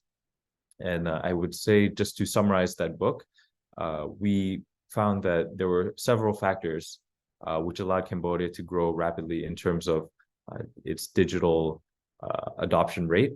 So basically the rate at which we were able to adopt digital technologies in our everyday lives. The first was a very young and dynamic population. So if we look into the demographics of Cambodia's population, the median age is 26. More than 2/3 of the population is under the age of 30. So this, along with access to Wi-Fi for the most part of the urban area, which is the 2 million population of Phnom Penh, our capital city, also affordable mobile data around the city and around the closer satellite cities to our capital. We have very more affordable mobile data, so ranging from $6 to $8 a month. And so what this allowed us to do was to engage citizens, which is a crucial part of digital governance, to use the existing applications and platforms not only locally, but also internationally used and recognized platforms. I think in ASEAN, we have many overlapping applications that we use, mainly for social media, for messaging, such as Facebook, WhatsApp, Telegram, TikTok, and so on. So this became a very big part of our lives. And if we were to look at our journey during the last 3 to 4 years during the COVID-19 pandemic, we saw a transformation of our, let's say, lifestyle. And so this was basically I would say the overview of our first book, which looked at the overall digital economy, how we started to adopt these applications and platforms to improve our productivity, to increase our efficiency, and going on into our second book. So our second book was a slightly more technical topic. It was on Cambodia's emergent cyber diplomacy. So this one took a little bit more of a perspective from a global issues point of view. So looking at how Cambodia, as a small state, a rapidly developing country, let's say plans or has a strategy to govern its form of technology or the use of technology. And so we looked into how technologies are being governed around the globe, how it differs from one state to another. And we realized that looking into the different models, let's say from the East and the West, we realized that much of the governance models, much of the underlying philosophy depended on the culture, the history, and really the local context of what's going on in each and every state. And this is what provides a different perspective, how we have challenges in balancing the views, how sometimes narratives can come into play. And so technology is truly a double-edged sword where we have to, see both the pros and cons and how we can balance our views, and not every situation will be the same. And so now moving on to another experience from the public sector. So this was with the Council for the Development of Cambodia, which is the government investment promotion agency here. We coordinate the foreign direct investment coming into the country. And just using this again as a case study to provide as many, let's say, angles as possible for today's presentation, is to show once again, the future and challenges for the public sector. So in this case, I was tasked to lead the digital transformation unit for this government agency. And we can all agree that digital technologies has its advantages to streamline our processes, to be moving more towards paperless and to go digital. It's cost effective, it's more efficient, but there are many underlying challenges, right, which goes beyond the, let's say, the consensus or the theory that digital technology would improve our work and everyday lifestyle. And some of the challenges faced in the public sector comes down to budgeting and procurement.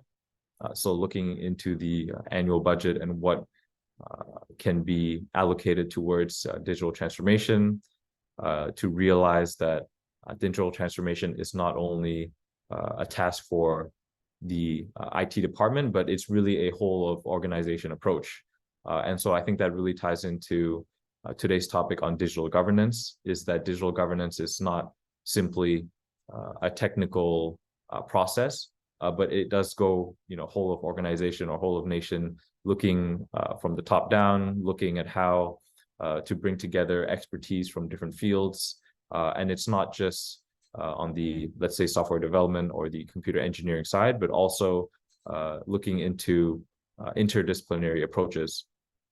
So if we look at technology as a tool, it does have many sides, including on the legal aspect, the commercial aspect, governance as a whole. So it does include many different disciplines, which are equally important when we use technology. So moving on to my role at the university. So on behalf of Camtech University to give this presentation today, Camtech is a newly established science and technology university. We provide majors to local students here in Cambodia related to technologies, so on AI and data, on cybersecurity, and also other IT-related topics. So the motive for the establishment of this university was to be industry-focused. Industry-focused meaning not just providing theoretical education for students and going through the traditional linear path where they go through a bachelor and master and further studies and so on, and then being challenged to apply the theory that they learned in class and to apply it in the real world or into the workspace. We realize that in today's modern working environment, a lot of the content that we can find or is needed for our work, technical process, they can be learned on the job. And things that we need to figure out how to do, they can be found online through Google searches, through YouTube videos. There are instruction manuals and documents available everywhere for us online, I think across all disciplines and all sectors. And so this challenged the way that we approach education, focusing not only on the hard skills, but also the soft skills. How to prepare the future generation with skills, with critical thinking, with communication, to be able to find the right information, right? Not to know everything and to memorize everything, but rather how to find the information, how to contextualize it, how to communicate that to individuals from different departments, which simulates the real world and life environment, right? We don't always communicate with people from the same background or from the same expertise. And so students and the educational, let's say, structure as a whole is really looking at a reform, right? Trying to go more towards industry focus. How can we prepare the tools and skills that are the foundation of how we will work in the future? And just to wrap up the background and the context here, so just on the academic side, so one was on diplomacy. So my research focused on sovereignty and diplomacy in cyberspace. So again, looking at different perspectives from different sides of the world and how that determines our decision making, how it determines how one state interacts with another in terms of technology, and also given our, let's say, emerging integration into cyberspace, right? Before we were much interacting through the physical space, but through the last, I would say, 5 years especially, now everything we are doing is starting to be integrated through technology into the cyberspace, whether it's through our mobile devices, our phones, our laptops, our whole organizations are moving onto digital platforms, whether it's storing and managing our data, whether it's for our everyday communication. And so this brought about a lot of challenges, which I will go into more detail. And finally, it's on digital technology management and AI. So this, let's say, experience that I had was more looking at how can technologies be used in business, in the private sector. AI is one of the leading technologies, which has been extremely popularized in recent years, especially over the last year, with new ventures into generative AI. I think now we're starting to see more from an individual level. How can we use these technologies and really how they have transformed the way that we live and work? Okay, so now just to get back to the topic of today, which is digital governance, I would just like to first suggest a definition for digital governance. If we were to debate on this, this would be quite a long discussion, but it's good just to lay out the framework. So in this definition, I would say that digital governance is on the systematic and strategic use of technology to facilitate and enhance governance processes, also to ensure effective decision-making, service delivery, and citizen engagement. So we can see that the keywords here are processes, decision-making, delivery, and also engagement. So, when we talk about digital governance, sometimes we get too distracted, right, by the word digital. So everything has to be related to, AI and blockchain and IoT and so on. But it really is about the governance aspect. Governance is, not a specific type of hardware or software, but it is an overarching process. And this process has been enhanced by the use of technology, right? Technology is a very broad term. And I think that if we really focus on the true importance of governance and, we put aside digital and technology as a tool, it will help us to formulate the way that we think about this entire issue. Furthermore, it also encompasses policies, regulations, and practices that guide digital technologies to achieve public sector goals. So again, I think I'll be able to share more from my think tank experience with regards to policy and regulation, how research in policy leads to recommendations or options, for the public sector to implement, right, which is a huge challenge, but is extremely important for each nation. There are many technologies that are available online that are accessible to all, and being able to utilize these technologies, being able to contextualize them locally is a challenge, but it will be more effective rather than just copy and pasting or trying to use something that is effective in a different nation in your own. So on to the next, why digital governance?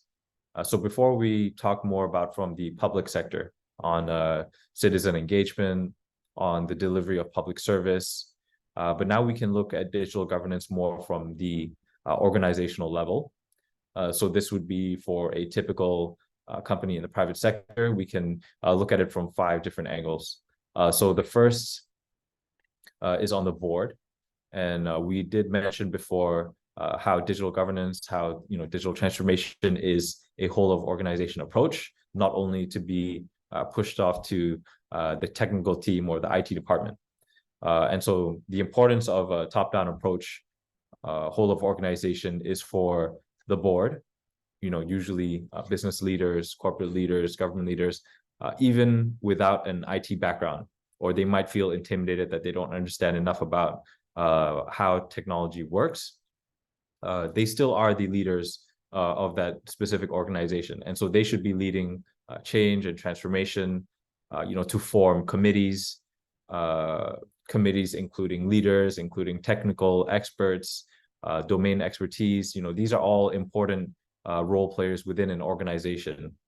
Some other aspects are on oversight and policy. So really looking into observing the current situation. Digital technologies, sometimes they are effective in achieving the goal that you want to achieve, but sometimes they are more complicated and unnecessary. And so these kind of committees and policies will really look into assessing and evaluating, giving sometimes, technical expertise. That's one part, which is important, but also looking at it from outside the box, right? If we think outside the box, if we have somebody without a technical background in IT to look at a situation, they will tend to look more at the overall utility, right? To be user-friendly, to be efficient, rather than to look at the available technological tools as a list, right? Number one, number two, number three. I think that from my experience in the private sector, this was one of the main challenges, that the IT department would look too much at what technologies are provided and kind of not put as a priority the overall utility and the user friendliness of a platform. And moving on, we look at risk mitigation, use of AI, for example. Yes, risk is an extremely important aspect for the board to control or to set policies for. It's about risk mitigation, about taking risk within an organization. When it comes to using technology as a tool, it does come with inherent risks. Firstly is the investment into that tool, to form the team to carry out or execute that project with that tool, and moving on towards the end of this slide, we will be talking more about the more technical side of the risk when it comes to IT and privacy. So the second part is on data. So we can look at data from several aspects as well. Management and governance we had already covered, and also storage. So these are the more, let's say, technical and policy components of data. We know that from organizational levels, whether from the public or private sector, data is what drives our decision-making, right? Decision-making based on data analytics. To go a few steps further, now we integrate, let's say, tools for big data analysis, even using modeling in terms of AI algorithms to look at data, to identify trends, to make decisions which will minimize our costs, to mitigate risks, and also to, for the private sector to maximize profit, and most importantly in the public sector, in terms of service delivery, to maximize the value that we add to the citizens and to the society. Some challenges, again, comes down to privacy, so we'll move more into that later on. The third part is on people. So digital governance within a specific organization, whether it's a government agency or whether it's a company, we went through that transformation ourselves during the pandemic, right? How to shift into we could say a digital organization. Most of our communications moving online, our daily interactions for meetings going on to Zoom and Microsoft Teams and Google Meet and so on. This really changed the way that we communicate with each other. In my personal opinion, I don't think that we should ever go 100% online, because at the end of the day, we are humans that rely on personal communication. The emotional connection is not there. And so there are many arguments as to why technology in terms of communication for organizational digital governance, it does have many pros, but it does have certain cons and disadvantages as well. But overall, in terms of people, we could say that digital governance also contributes to hiring, to contracting policies, but some of the challenges could be down to diversity and inclusivity. So these are the type of aspects which are sometimes overlooked when we use digital platforms, when we use technologies and data analytics, looking too much on paper and not too much or disregarding the human aspect of it. So on the fourth part related to IT, so more on the technical side, we can look into also overall strategy and looking into cloud devices and delivery. These are just other examples of how digital governance or governance using technology and platforms has allowed us to shift our resources online. And doing that is not just a form of storage, but it really changes the overall process, right? So how can we use data from specific sectors, from specific projects or initiatives? How can we use that and make decisions using our analytical tools to, as I mentioned, improve our productivity and efficiency? And finally, on to privacy. This would be one of the main challenges that I'll go into later on digital governance. So looking from different angles, from the customer side, from the employee, from the partners, ranging from third party and also overall regulation.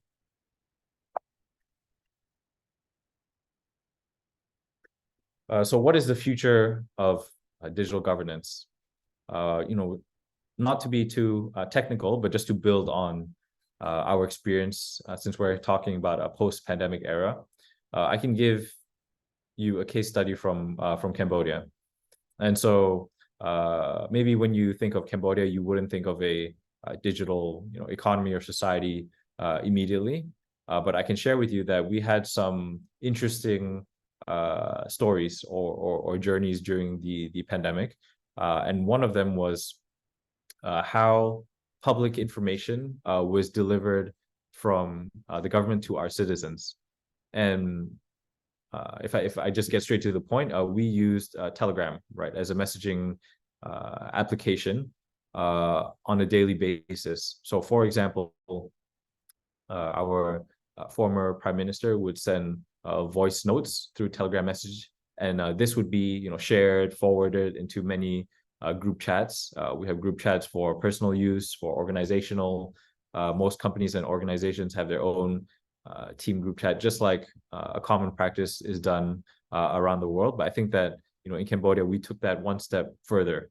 The reason being that digital technology applications and platforms, let's say, had started a bit later compared to the region relatively. And so when we found a tool or an application that was so easy to use, not just to single out Telegram, but also the same goes with WhatsApp and maybe Facebook Messenger and so on, it was really our first jump into, let's say, using digital platforms across all aspects of our lives.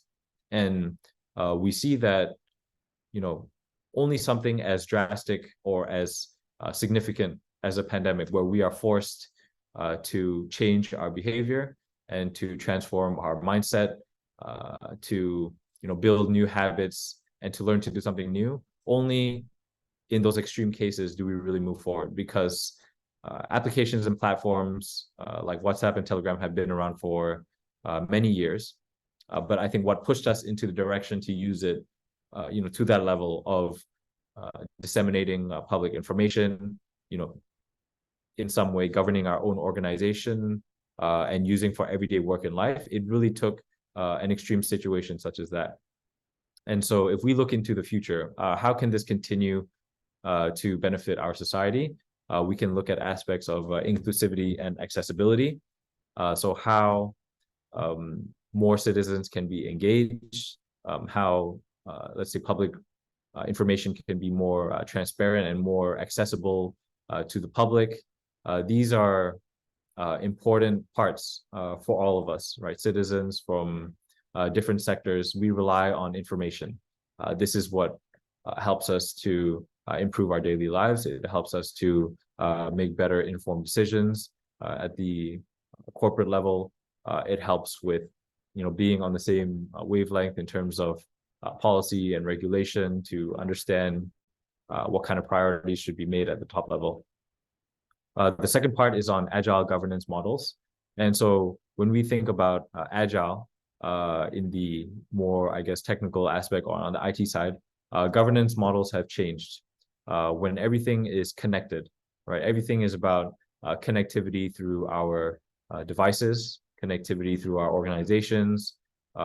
It links our data with our processes. And this allows us, to integrate more easily. It allows us to make changes in real time based on data, and overall to make better decisions, more informed decision making using this, let's say, dynamic, not only in terms of a technical aspect, but also dynamic in the way that we approach our problems and how we aim to resolve these issues. And on to the last part, it's about collaboration and partnerships. We observed that over the last years, where we really made a full transformation or integration into using applications and platforms, there has been an increase, I would say, in global partnerships and collaboration, whether it's on in academia, whether it's government to government, or this B2B. There have been a lot of new forms of partnerships, and I would say that this is mainly due to our ease of communication. Right before the traditional path would be to cold call or email or have a connection through mutual network and then to meet in person.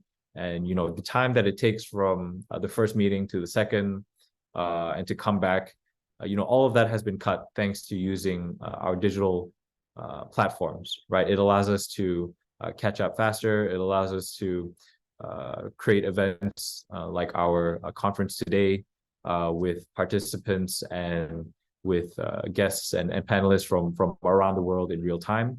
And this is just, I would say, the beginning, the basics of communication in the digital era. And I think that as we move on, we will find more sophisticated ways, not to go 100%, but how to integrate it, making better decisions when it's the right time to use it.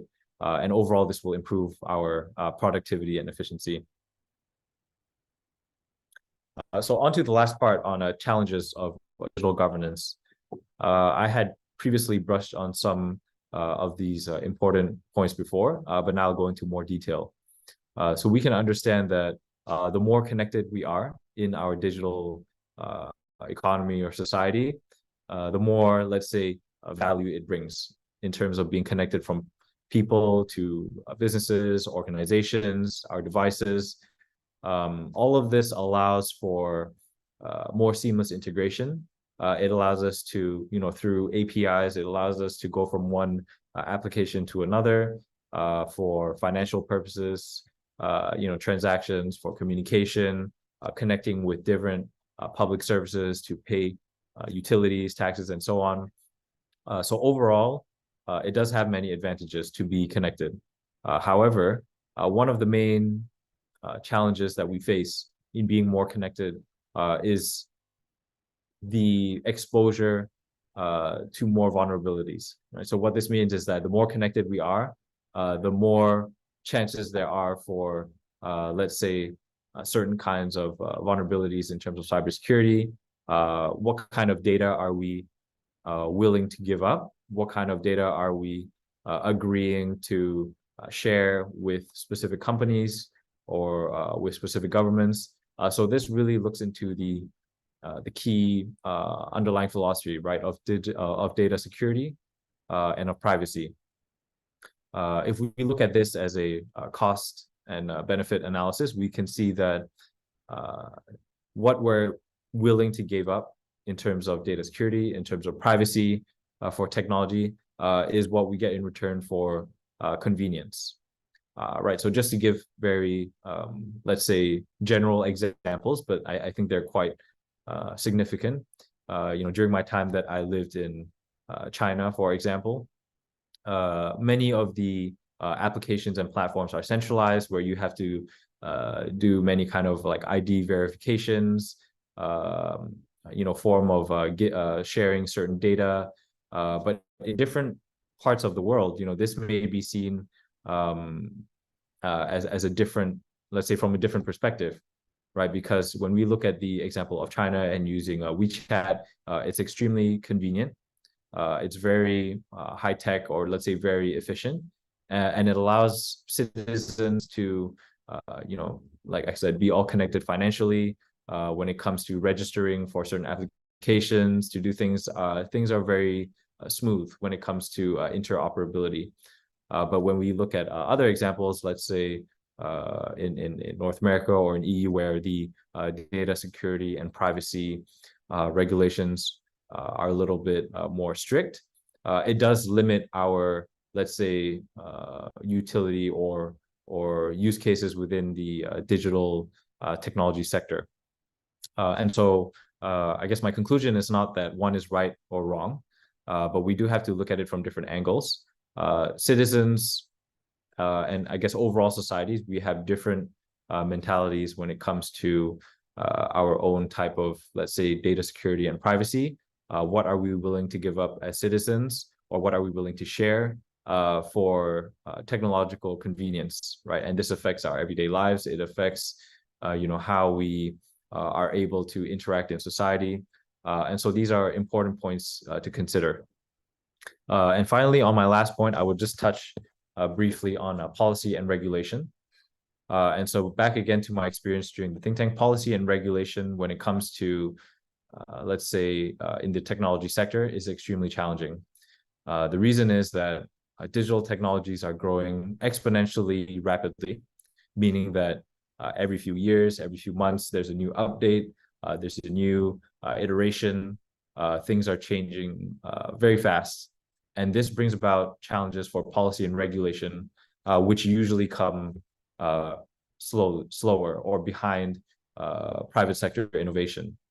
And so the challenge from the private sector is to, I guess, be innovative, to bring value to the economy, to make the lives of citizens and society easier, but at the same time, to do it with a forward-looking approach to policy and regulation. So basically, trying to determine what might change in the policy landscape in the future, what kind of initiatives will be implemented from the regulatory aspect, and really bring all of this together. So it is a challenging task to balance both innovation with regulation, but it does have to be led from the private sector first. And again, I think this goes back to the point that collaboration, not only between local and international is important, but also between the public sector, between the private sector and academia, to share research and development, in terms of innovation, but also from the public sector. How can we look at different models from around the world? Which models have been successful, which have not been as successful, and how can that be contextualized locally? So in conclusion, on the topic of digital governance, I would just like to, let's say, close by sharing that digital governance is an important aspect, not only for the public sector, but also organizations in the private sector, companies, really transforming the way that we think. So it is not a technical process. It's not a specific use of certain technologies like AI and blockchain, but it is a whole of organization approach of how we look at governance, how we use technology as a tool, and most importantly, that we prioritize utility and we prioritize value rather than just looking at the technology. So with that, I would like to close my presentation. Thank you.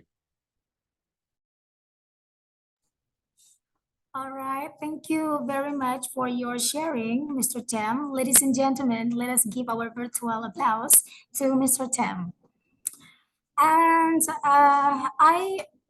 I'm quite happy by the way Mr. Tam emphasized again the terms of digital governance in post-pandemic era as the topic of today's conference. And also he explained the previous role as the founding director as well as the advisor to CDC and also the Caltech University, and also he published 2 books. So I believe all he shared is new knowledge for us, especially when he explained the case study from Cambodia. I highlighted some information that he said that the transformation of lifestyle we can forecast, especially from the case study, the inclusivity and accessibility, agile governance models, and collaborations, as well as the partnership. And for those things, there are challenges in digital governance, as was our conference topic. They are data security and privacy, cyber security, resilience, policy, and regulations. And what are the most important thing I noted here is how to leverage digital governance in public sector, specifically from 5 different angles: board, data, people, IT, and privacy as well. Well, thank you again, Mr. Tam. Now let's move on to the next guest speaker, Dr. Kamarul bin Hashim. Good morning, Dr. Kamarul. Are you with us now? Yeah, good morning. How are you? Thank you for spending your precious time for joining this conference, Mr. Kamarul. All right, but hold a moment before Dr. Kamarul present his speech. I'd like to introduce you about Dr. Kamarul. So he is an associate professor, College of Engineering and IT, University of Dubai, from August 2021 to present. And January 2020 to December 2022, he was adjunct professor, Abu Dhabi School of Management. And in terms of honors and awards, he got some achievements. So in 2016, he got awarded by the University of Utara Malaysia for faculty members who actively publish in index journals. In 2018, he awarded for demonstrating excellent teaching practices in the University of Dubai. And 3 years ago, in 2020, he got awarded during the 6th International Conference on Science and Information Technology as the Best Paper Awards. All right, ladies and gentlemen, I know you can't be patient to listen to the speech from Dr. Kamarul. Now, Dr. Kamarul, the next 20 minutes is yours. All right, thank you. Thank you, Shanti. All right, so today I'll be talking about AI adoption in public sector. I know this is like the new trend coming. When it comes to technology, people talks about artificial intelligence, so much about it, because it is a very important technology, as we know. All right, so I will not take long. I'll try to be on time, 20 minutes. And I designed my presentation to be less technical. I'm coming from College of Engineering and IT. I try to be on the soft and hard side of AI, so that we can have a better picture of what is actually AI adoption in public sector. Why is it important? What are the challenges? And what is the way forward? For us as a researcher, especially, I think we come to a conference, I think most of us are researchers, very minimum practitioners. So maybe sharing the way forward about how more research need to be done within the AI adoption in public sector is something that is, and I hope that it will be beneficial to everybody. Okay, so talk about AI in public sector. I think the best thing is to try to understand what is AI, AI technology. Right, when we talk about AI technology, is algorithm, and it's always embedded within the system. The idea is to utilize and process all the information so that it can help making the process of making the decision process more intelligent. So that's the whole idea, right? So making the services of a government offered by public sector more smart, more having the element of smartness to make the right decision, so that at the end of the day it gives values to the public. So when we talk about AI, we always come across with a lot of buzzwords like machine learning, neural network, talk about fuzzy logic. So these are all components of AI. So these all components are driven by algorithm. So that's why sometimes when we talk about AI, we should see it as an embedded system that we put inside our overall system, so that we make sure that the system is able to capture as much information as possible, so that it helps the decision maker to make a well-informed decision, right? So within the context of public sector, when we talk about public sector, we cannot run away from making a lot of decisions. And then being the working in a government, there is a lot of policy. So when implementing the policy, so there is a lot of decision that we need to make. So AI comes at the right time, at the right place. AI is not a new technology. By the way, AI has been there for a very long time, but with the advancement of computer power, which make AI more usable by everybody around the world, and especially in government agencies and also in business and whatnot. But when we talk about public sector, we cannot run away from the context of making decision, because that is what public sector and the core business in public sector is all about, right? You have a policy, you have a situation, you have a scenario, so you need to make a decision so that you'll be able to take the right action, right? So with the use of AI, we talk about how we are able to use this system to display intelligent behavior by analyzing all the information around us around the public sector agency, so that they are able to take the right action to achieve a specific goals. Right, so that is the context of AI in public sector. In an easier way to understand is how we are able to use the system either with full autonomy or with half autonomy, or with a controlled autonomy, so that at the end of the day, with all the information that we gathered from the surrounding, from the environment, we are able to apply and use or to execute the policy so that we can take the right action, so that at the end of the day, the public or the citizen will get the better value, right? So in public sector, it is not as straightforward as business sector. In my case, most of my research are related to IT user behavior. I studied a lot of how the behavioral aspect of technology user, either at business, individual, or government agencies. But most of my work are within business. So within business domain.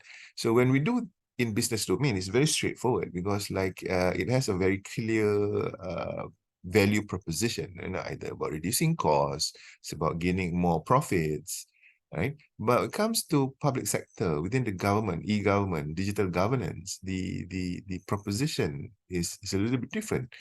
It's more towards understanding how the technology is need to be used so that at the end of the day, it gives more value to the public.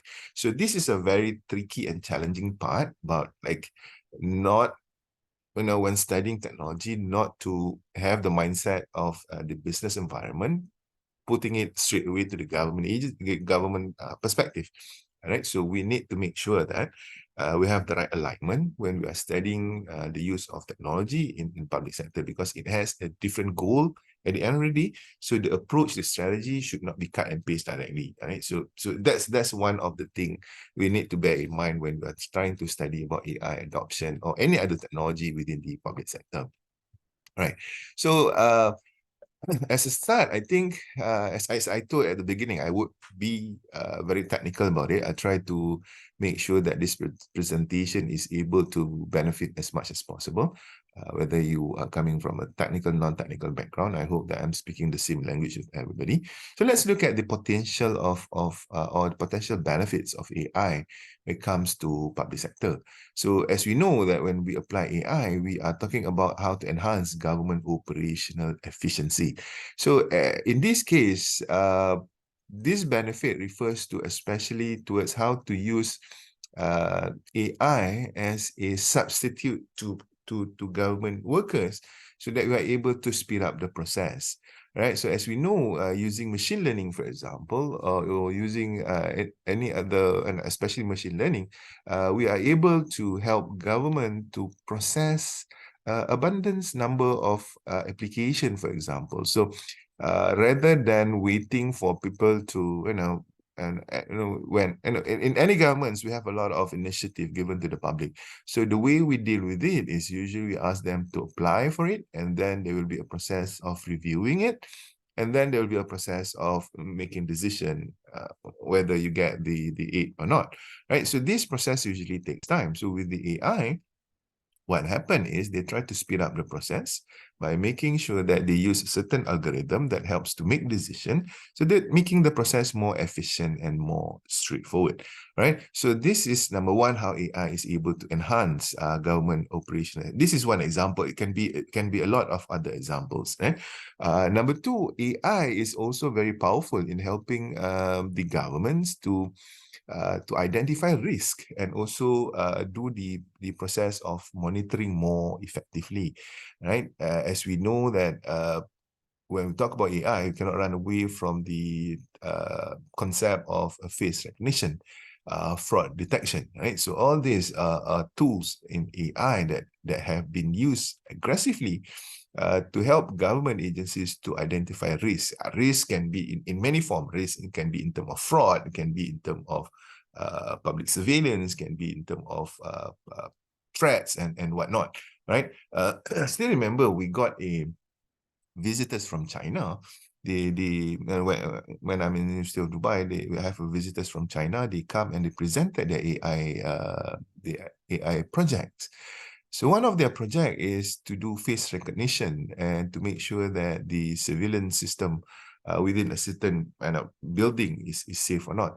They do the surveillance to the level that the surveillance happen within the private area of the citizen. Meaning that the camera are able to go and do all this face recognition and detecting movement and within a private life. So it is good, it can be done, but there are also other things that we need to consider in terms of ethical privacy and whatnot. But in terms of the technology, it is very beneficial to help government, especially, to do some risk identification and monitoring that will benefit the government at the end of the day. Number three, using AI as well, it gives one benefits that leads to one of the biggest potential benefits is related to economy. Although it's not good from a societal point of view, where having all this technology, we are going to replace the workforce substitution. We are going to do a workforce substitution. Now, societally, it's not good because we're going to have a lot of people being laid off and they don't have work to do, they don't have job to do. But by doing so, it's actually giving a benefit from an economic standpoint where they can reduce the cost, they can provide the services 24/7, 365. So making the government service or the government system to be more efficient and more productive, right? So it provides a economic benefits, right? So we are not debating about the societal impact because it is also a part of a challenge that happens from the implementation of AI. But this is one of the benefits that this technology can give. But it needs to be used in a very it needs to be used in a very balanced way so that we know that we're applying technology which help to increase the benefits or the performance of the government so that they can give more value towards the society. But at the end of the day, government have a very huge responsibility where they need to make sure that there is no societal issue. So this is something that the government needs to balance between them. Number four, the capability of AI is not to be challenged when it comes to processing large information. The computing ability to analyze the data, make the decision process more efficient and effectively. We have ChatGPT. Everybody knows ChatGPT, right? So in UAE in particular, the government come up with a policy on how to implement or how to use ChatGPT within the government services. So as you know, we talk about AI and we talk about UAE. UAE is a very advanced country that really embrace AI technology. So they even have their own Ministry of Artificial Intelligence, showing that how serious they are in terms of implementing AI. So afterwards, I'll talk about UAE a little bit. So I will be talking about the political will in terms of how they really wanted to manifest AI as part of the government services. And also the other potential of artificial intelligence in public sector is it improves the quality of services by making it more targeted, accessible by anyone, and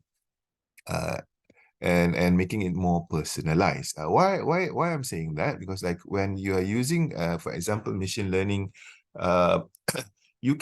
public services can determine which group of citizens that should be given more special attention. For example, if they want to give a financial aids, so rather than asking people again to apply for the aids or to make a formal application towards the aids given by the government, so government is making a proactive move by identifying them first and giving them the aid. So it makes the process more, or the service, the quality service of the government more efficient and make them able to give a very high quality services to the public. I think that is the dream for every citizens, right? So when there is aid, there is an incentive, there is an initiative given by the government.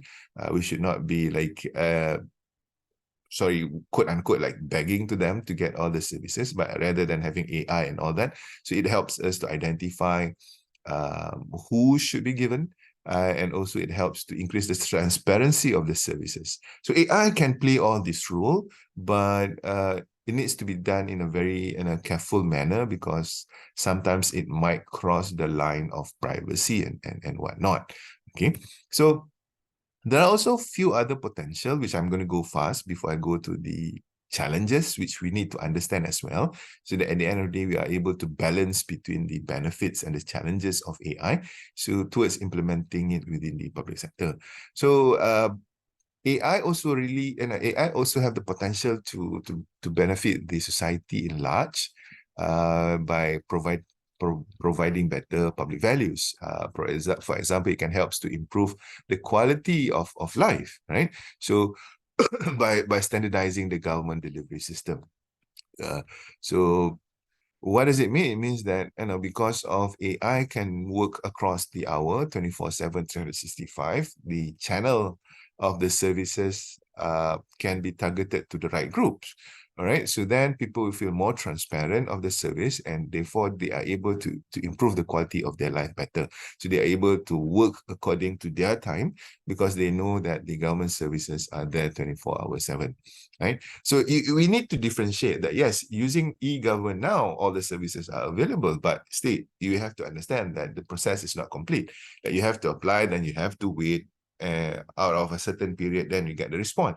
But if you put AI in the picture, the process of making the decision is embedded within the system. So making the process seems very seamless, making us as a citizen, when we go and apply for or deal with the government agencies, it makes our life very easy, because we know that we can plan what we want to do.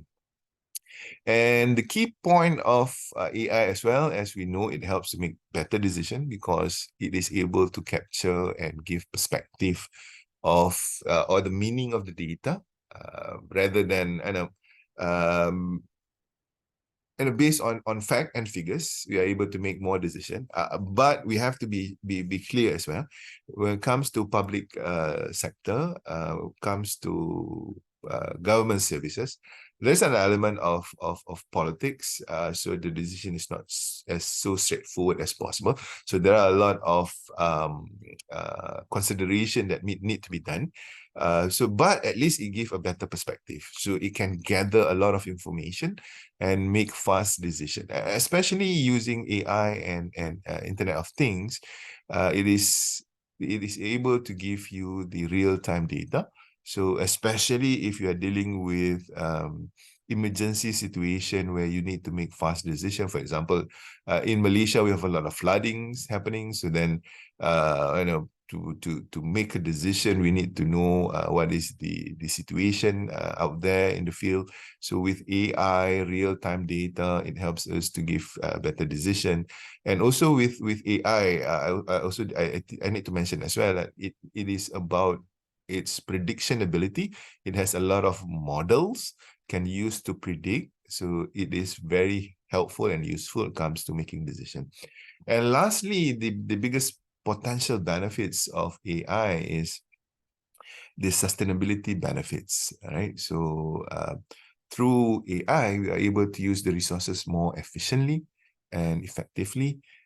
So we know that how we are going to use our manpower, how we're going to use our resources, especially financial resources, and also the natural resources, right? So through prediction, through forecasting, through all this technology of AI, it makes the process of sustaining the economy, the environment of a nation or country become more beneficial to everybody, to all stakeholders. So those are all some of the potential benefits which I took them from my reading from Zudowicz, Chen, and Salim, 2021. It's a very good reading materials that talks about, they did a very intensive literature analysis about AI adoption within public sector. you can search the paper afterwards and have a read. Also, then when it comes to potential challenges, this is something that we need to address and to understand as well. So talk about AI is challenging eventually. It's not as straightforward as not only AI, a lot of other technologies very challenging when it comes to public sector. That's why one of the reasons why I don't really like to, and it's not I don't really like, I don't have much of a publication within public sector when it comes to technology adoption, is because it is not straightforward, to explain about the adoption, because like every country, every nation, every government have their own ways of dealing with things. So making the topic very context specific, and it's sometimes quite hard to explain. So so let's try to understand what is the potential challenges of adopting AI in public sector. So number one is definitely data. Government, as I said, between agencies, the way they deal with the data are different from one agency to another. So this is a very big challenge to make sure that the homogeneity of data is there, so that we're able to analyze and make sense of the data. So this is one of the biggest challenge. Number two, we talk about data. We also have to talk. I need to also talk about the open data initiative, the government open data initiative. We should look at this initiative as something that is, and government need to look at it from a perspective of something that will benefit them, because the idea of open data is to allow people to analyze and try to help government to find better solutions to whatever problems or things that they want people to investigate. So meaning that rather than having a group of data analytics in the government to analyze data, but we are opening up the floor for other data analysis to help understand the meaning of the data from a different perspective, right? So this is but this thing is happening. Then there are a lot of government sharing the data, but with a lot of restriction due to privacy issues and all that. But sometimes a little bit disappointing is the way the data is shared. The data, simplified data, structured data, clean data. Sometimes it makes make the data seems very less meaningful, because the data is already clean and quote unquote modified in a way, right? So second potential issues are the organizational and managerial challenge. So this is a very big challenge because of the bureaucratic, the mindset. This is the motivation part, or the psychology part of administrators, how they are able to accept and to embrace the change that brought by technologies, not only AI but across of other technologies. So most of public administrators are very, they have a negative attitude towards accepting risk, especially when it comes to using new technology. They like to be on the status quo. Because I understand, because the implication is huge. If you take a technology, something happened, then you are dealing with the whole nation. But being negative without understanding the benefit and the impact is something that is wasteful. So perhaps organization need to come out with a lot of trainings, awareness session, educating administrators so that they know, hey, this technology is helpful, it's beneficial. So to avoid all the resistance, to make sure that the changes process runs smoothly. And the third challenge is, especially in AI, we have a very limited skills and in-house talent. This is a world problem, not only not in any specific governments, in a lot of governments. So now a lot of universities are moving towards incorporating AI within the curriculum. AI should not be seen as a technical course, because if it is seen as a technical course, you only see AI, you only will understand how to use AI. But AI need to be used in context, right? So if you want to make a decision, for example, to help farmers, you need to understand the context of smart farming, so that you're able to make a more meaningful manipulation of the data, so it helps make a better decision. So it needs to be, everybody needs to play their role, especially in the academic institution, to incorporate AI within their subject matter. And the biggest challenge, as you say, even I managed to read one question just now, asking about security, ethical legitimacy challenge. So this is a very big challenge. A lot of people within the literature are talking about it, trying to find solution, trying to understand. So because we are talking about governments, using technology.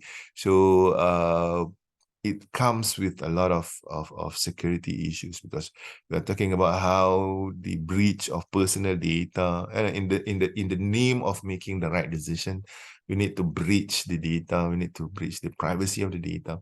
So it's a big issue, it's a big domain, and there is a lot of policy needs to be made. So if you are guys within the administrative policy research domain, so I think this is a very good area to jump into at the moment, dive into at the moment, so that you can contribute into this area. And also we have political, legal, and policy challenges. So this is one of the big challenges as well, rather than security. We don't have the right, we don't have the policy, we don't have the legislation at the moment to govern the use of AI. Because at the end of the day, when we talk about AI, we're talking about algorithm. So when we're talking about algorithm, we're talking about a black box process. So if you are very familiar with AI literature, so you will always come across this term black box processes, because like it's an algorithm. You don't know what happened. You are allowing the technology to learn on itself with all the data that you feed, using all the supervised, unsupervised learning approach to learn and to make sense of what it's all about. Even when you use ChatGPT, if you understand ChatGPT very well, it's a algorithm that teach the system to learn on itself, to understand and to predict what is the next word. And they don't have a brain, they don't know what is going on, but they are just basing on a huge amount of data sets to understand how people talk. So from there, they try to predict what is the next word. Right? So it's purely mathematics behind it. So, but it's a very interesting thing when it comes to applying it. So when you use AI, there is a big issue of who is responsible, who is accountable if a bad decision is made. We cannot say that if a government make a decision based on AI, and then if something happened and the citizen asks, who should we blame this on? When the government cannot say that, I'm going to blame it on this algorithm. It doesn't make sense, right? So we need to have the right policy. We need to have the right legislation to govern all this thing, to make sure that the AI can be used.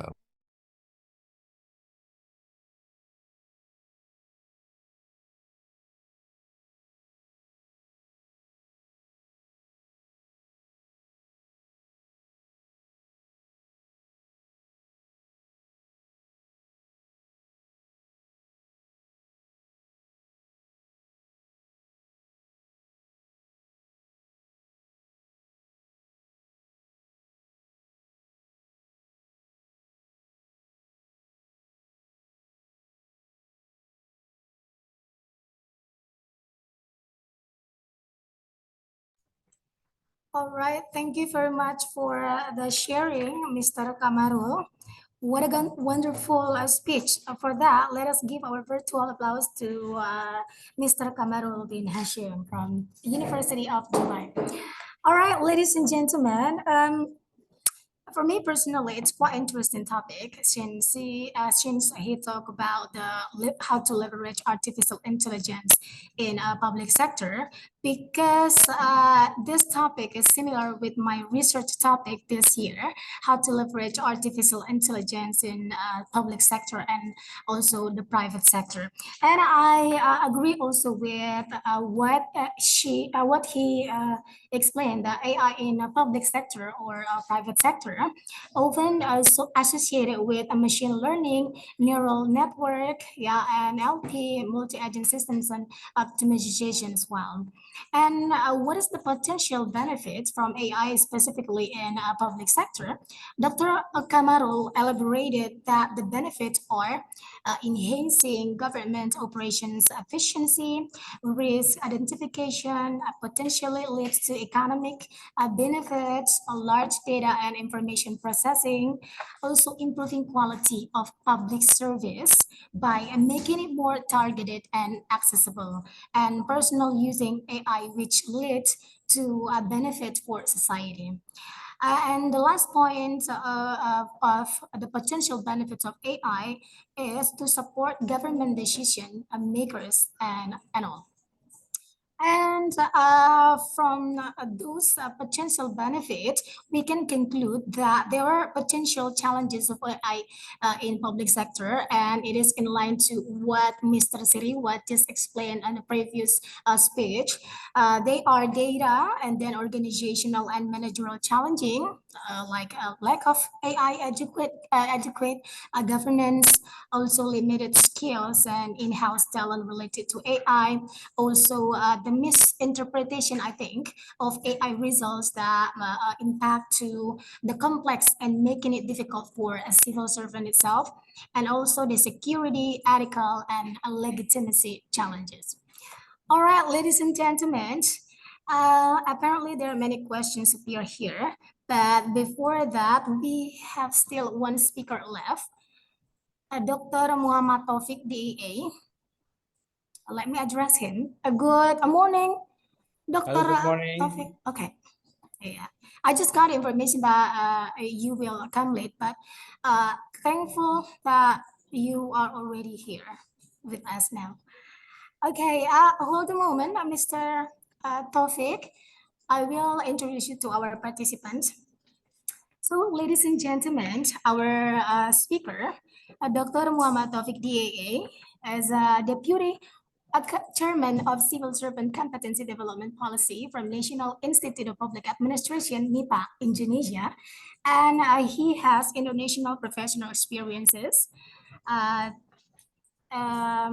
Grand Reporter of Eastern Regional Organizations of Public Administration in Bali, September 2018.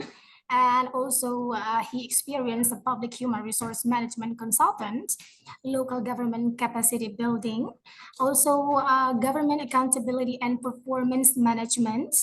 He also experienced a local economic development policy consultant and consultancy and research in the fields of government, organizations and development, and many other experiences that maybe 1 hour is not enough to read his full biography. So without any further ado, ladies and gentlemen, please give our warmest welcome to our speaker, Dr. Taufik, DA. Dr. Taufik, the next 20 minutes is yours. Okay. Thank you, Ms. Santi.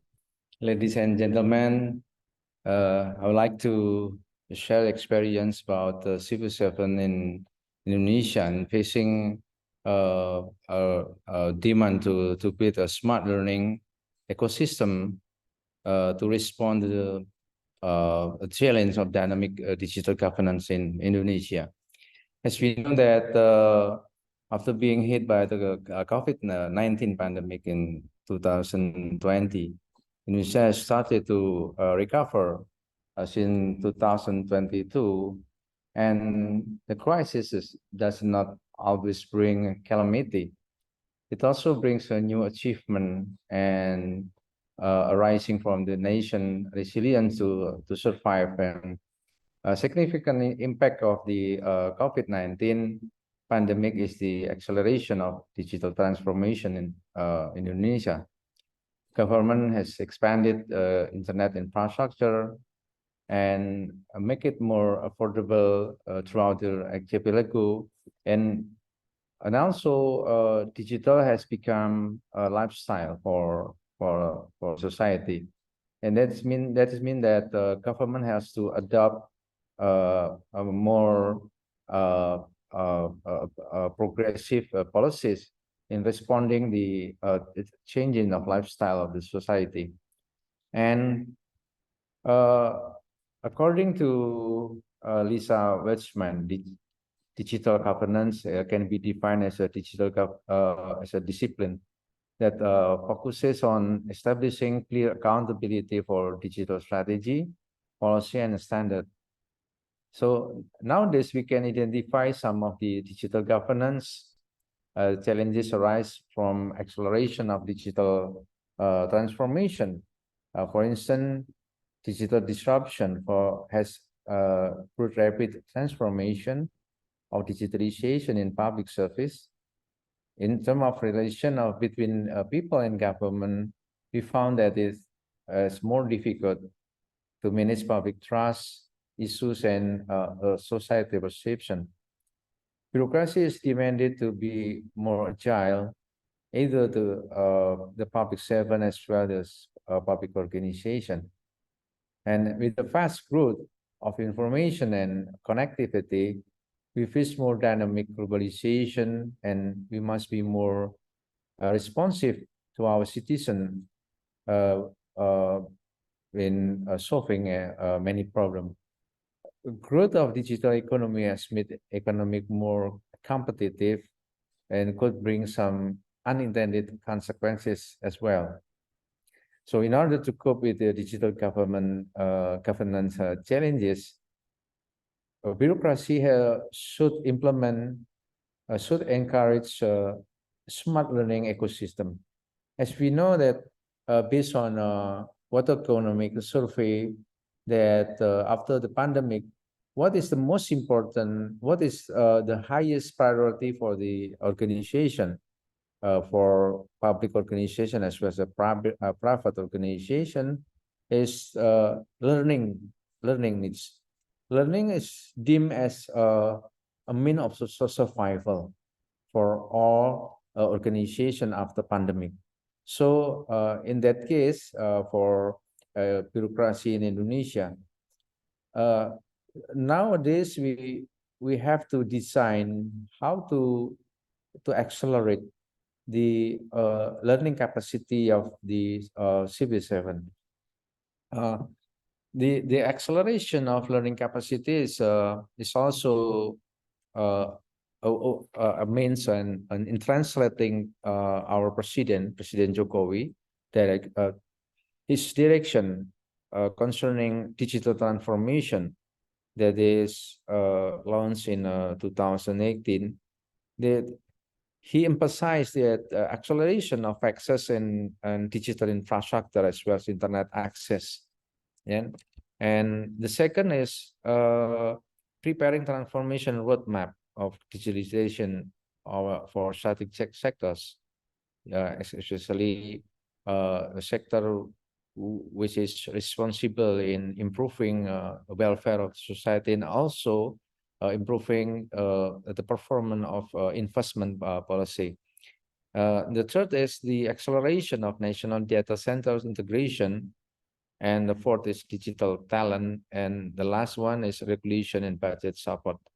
So we talk about here in for this 5 direction, how we accelerate our capacity to provide, to prepare digital talent, especially in bureaucracy. This is the figure of our bureaucracy that we have in total. ASN is a civil servant. We have 4,400,000 more civil servant in total. That is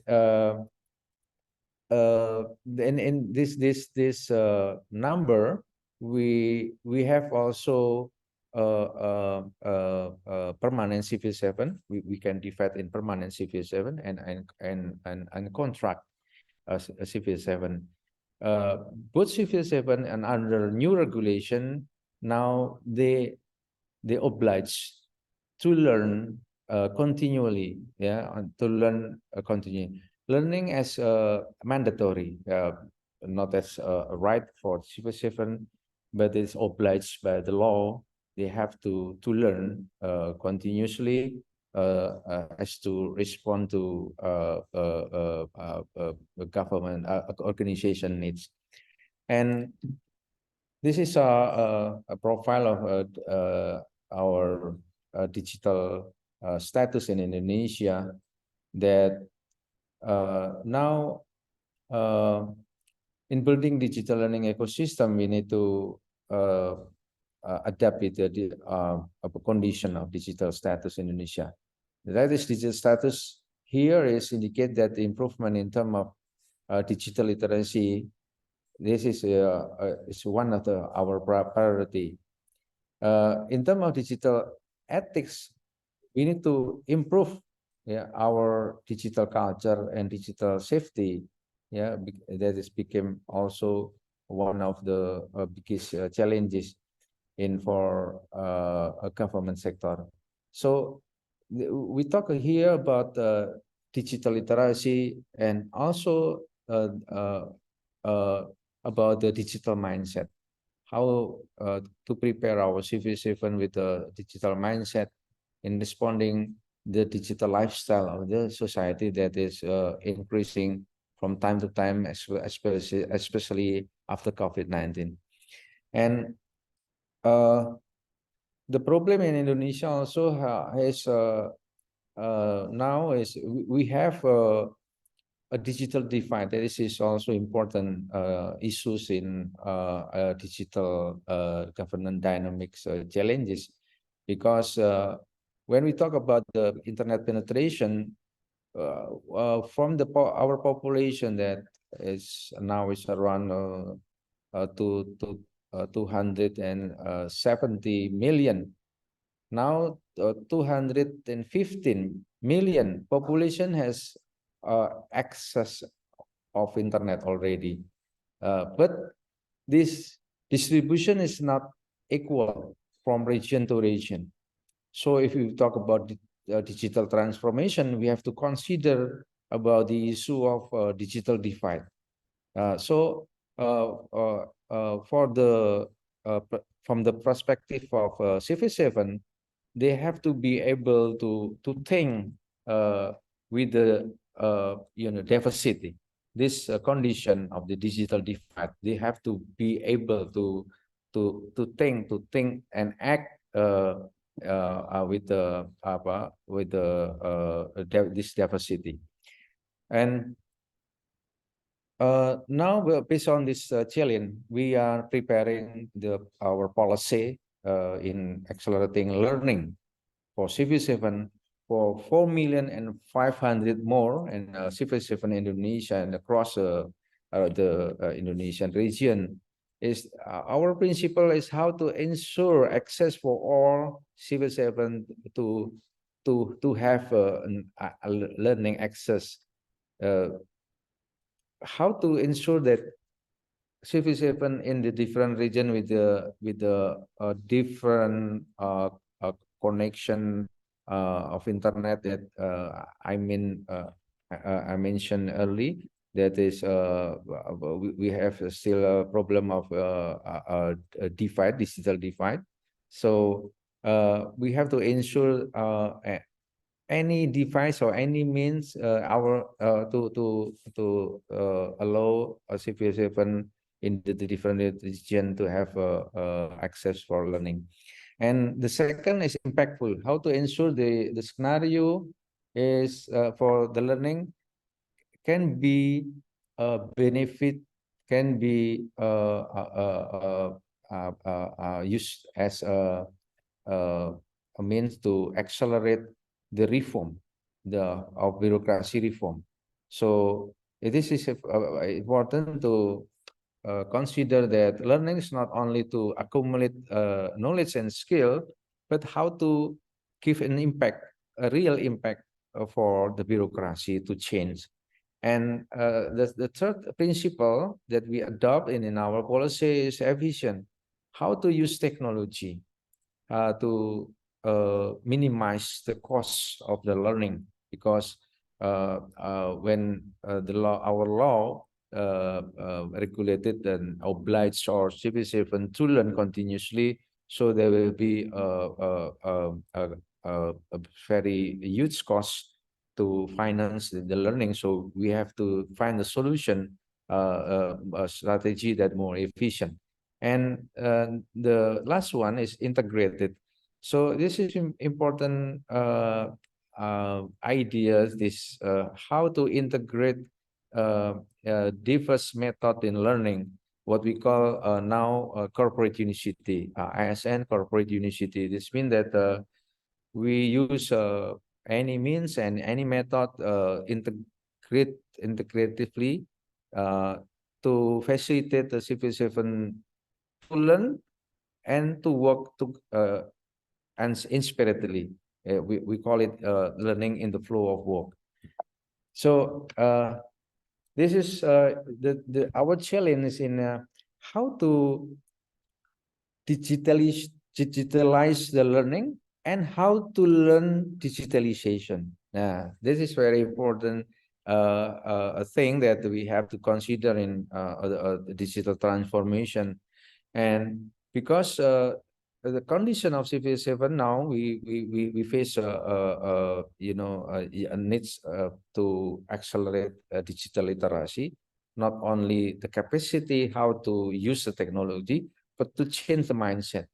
Now, the government is, we can say, all civil servant has a readiness mindset in adopt a digital solution. But when we observe the stages of readiness, now most of civil servant or the bureaucracy is only in the states of doing digital. It means that they use digital technology without having digital mindset. So the biggest challenge in facing the digital transformation, how to transform the competency of civil servant, not only the skill but the mindset, digital mindset. So when they have a mindset, digital mindset, they can use digital technology as a means to improve the public servant that is centered in a customer or on a citizen interest. Without this mindset, digital technology is only accessory. So what we have done in implementing our policy, now we accelerate from the early COVID outbreak. Now we have transformed our learning strategy in blended learning or on fully e-learning, and we use also in the near future to use AI to learn the learning behavior of civil servant to adapt with their needs in especially improving their performance in the workplace. And now we divide in our policy in 5 pillar.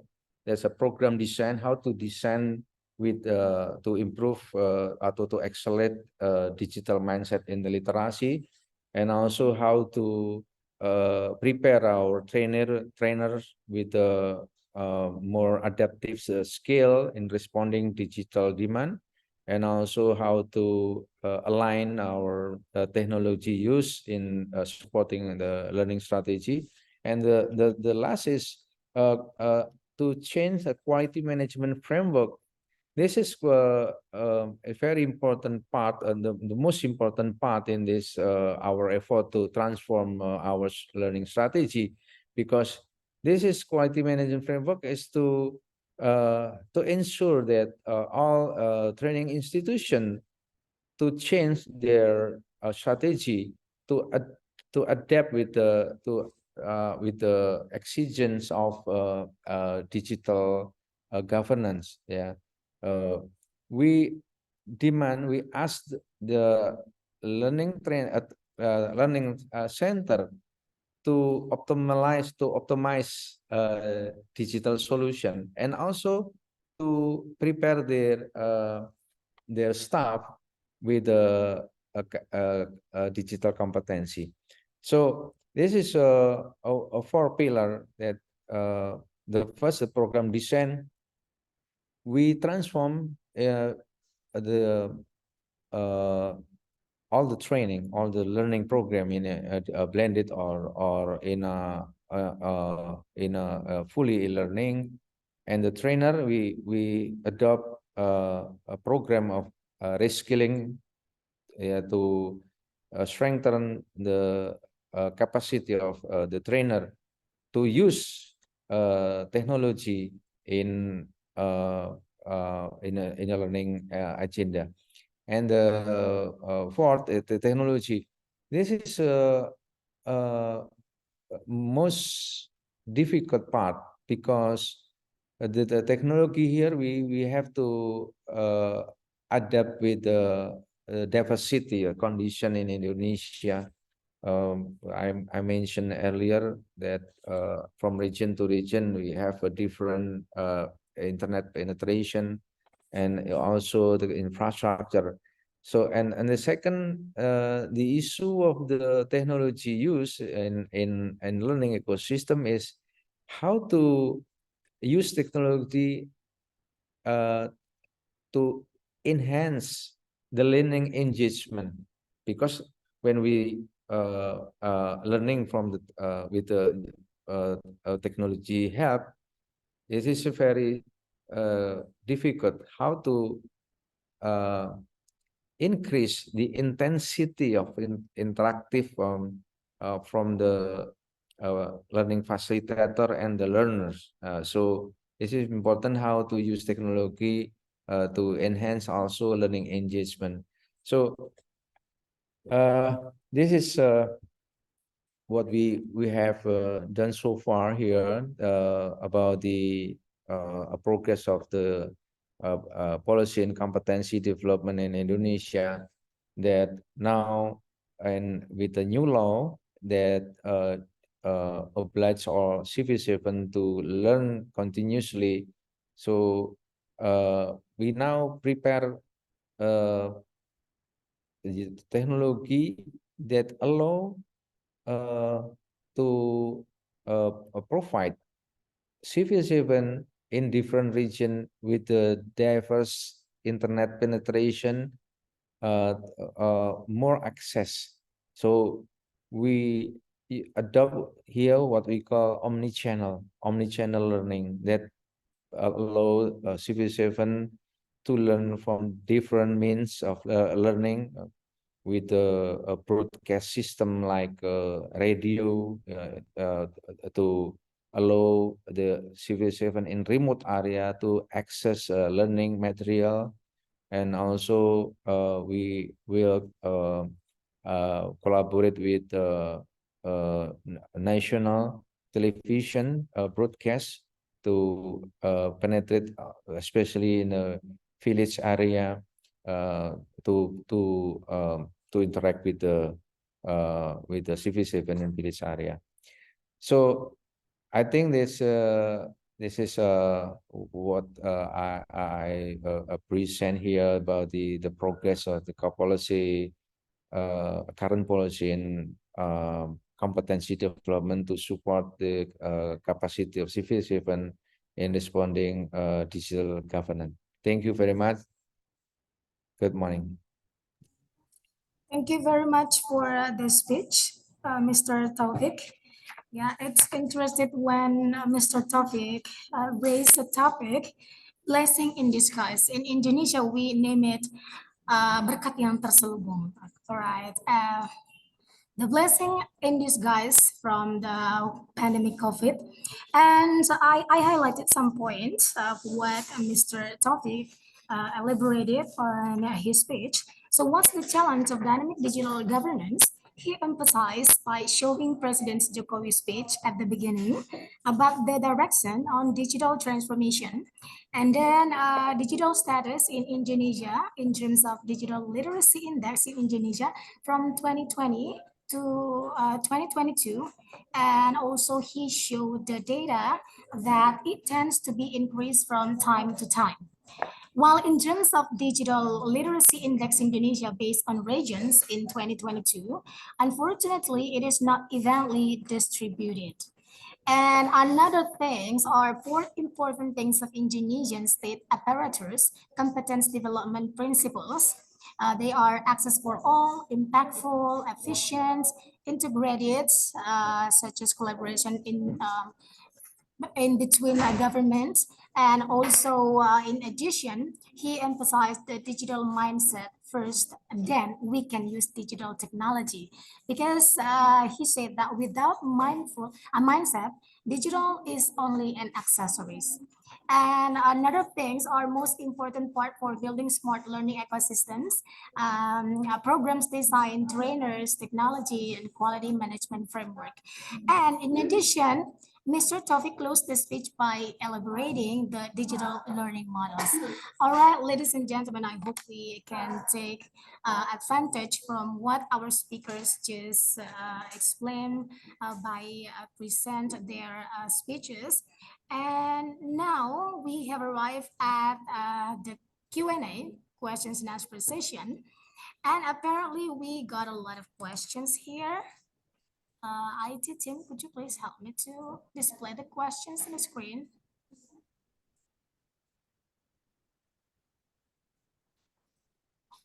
I got some difficulty to display the questions. All right. And the first question comes from Mr. Sabar Gunawan. He is from Polytechnic Estelar Bandung as a lecturer as well. And the question directed to Professor Choi and to other presenters. In one hand, government simultaneously improves efficiency by using digital technology. On the other, the issue of cybersecurity keeps on the #1 government concern. So, Mr. Choi, Professor Choi, and other presenter, how the Korean government deals with such issues, especially in protecting data privacy or security? Okay, thank you, Gunawan. I already sent my reply at chatting, but for everybody, I will reply in very shorthand. We have, in Korean government, we have very strict law and regulations to protect privacy and personal information, etc. But some business, some companies do not apply the rules and laws because they have some kind of motive to reveal the secrets privacy for the business style purpose. So there was some big incident or big accident in revealing the private informations in internet space. It is a matter for our government and our citizens, and especially for business, to have more strict stance to protect personal information, etc. Thank you. All right, thank you so much, Professor Choi, for the explanation from what Mr. Gunawan just asked. And then I will direct to another speaker, maybe want to add something related to Mr. Gunawan's questions, probably to Mr. Siriwat. Hello, Mr. Chan Siriwat. Yes. Are you still with us? Yes. Yeah, you Yes, may I'm add still here. something. Yeah. On the same question of on government and cybersecurity. Cybersecurity, yes. Yes, I can share some of my personal experience. I'm involved in the working group to draft the cybersecurity law, as well as personal data protection and privacy. So our top priority is to look around the region and to look at different models, as we see that some countries, for example, they combine their cybercrime and cybersecurity law into one. Some countries decide to separate them. As we know, cybercrime, cybersecurity, they entail different, let's say, priorities, mainly through the interaction of citizens, how these vulnerabilities and how these, let's say, incidents are carried out, through which platform. And then on cybersecurity, it's more on the technical aspect. So protecting critical information infrastructure, so the CIIs, and looking at, which are the sectors or industries that are crucial, or in this case, critical, for the economy to function on a daily basis. So I would say that what will be, let's say, an issue or challenge that we have to deal with is to understand, to evaluate, and to assess, for our own local context. There are different levels. So we could say there's like a level 1, level 2, level 3, in terms of increasing, let's say, importance, what warrants full management and control from the government, which one would be half and half, let's say, between private and public, and then which one can be managed fully by the private. As we know, some sectors like national defense, like foreign affairs, or maybe related to the financial sector, those that are a little bit more sensitive in terms of confidentiality, in terms of protecting data, those do have to be, let's say, protected in more strict ways, rather than those functions within the economy that are less confidential and sensitive. So it's not black or white, but it's more of a spectrum, from one extreme end to the other, to see what is critical, what is intermediate, what is more basic, and it does rely on a case-by-case analysis. So it's difficult to look at, for example, country A and then apply to country B, but it does have to be contextualized depending on the space, depending on the time. And that's why technical expertise is important in terms of cybersecurity, but also domain expertise from that specific sector, to identify what are the challenges, what are the key data that should be carefully protected. And overall, it's a top-down approach. So looking at the big picture and the strategy, not just the technical process. Thank you. Okay, thank you so much for the additional information from Mr. Chen. And I will, Miss Suzy from Malaysia, would you like to add some information? Maybe you can connect these questions in terms of Malaysian privacy or security. So the question is how Malaysia government deals with such issue, especially in terms of cyber security and like that. Ms. Suzy, are you still with us? In Malaysia, we have the Act, Data Protection Act. So we cannot simply use third-party data. Then we'll penalize if you use wrongly the data. So basically we have the Data Protection Act. Yeah. Okay, so Malaysia basically has the data protection. All right, I think it's enough for the first questions. Now let's move on to the next questions because we have limited time. Tim, could you please help me to display another question?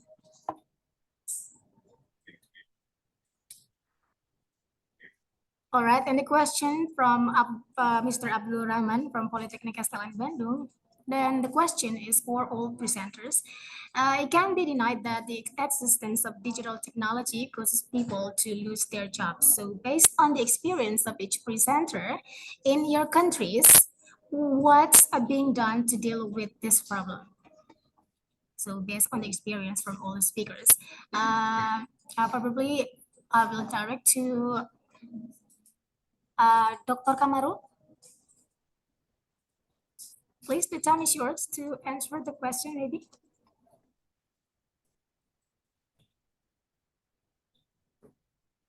Oh, apparently Mr. Kamaro is not here, or maybe something wrong with the microphone. So let's move on to another speaker.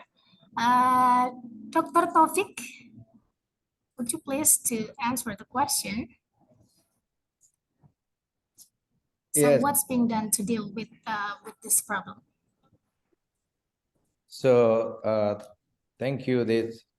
Based on the assessment of McKinsey that published last year, Indonesia will lose about 25 million until 2030 to 25 million jobs, but replaced by 45 million jobs. It means that there will be new jobs created by digital transformation. So the problem is now is how to help the people to adapt with this transformation with a new skill. So in our case in the bureaucracy now is how to equip the civil servant with a new skill in running new job, because a lot of kind of job that will be irrelevant, that will be gone and replaced by the technology. So now we identify which kind of job that will be replaced by technology, and also how to design the learning agenda, learning strategy to help the civil servant to adapt with this transformation. And also it is in a broader sense in a society, like we talk about a micro enterprise. Now they transform. We help them to transform their business in a digital way. How to integrate with the big actors that is already play an important role in a digital like learning marketplace like Tokopedia, Bukalapak, and to help them to transform. So I think that now this is like a black and white. If we adopt a technology, so there will be a job loss, etc.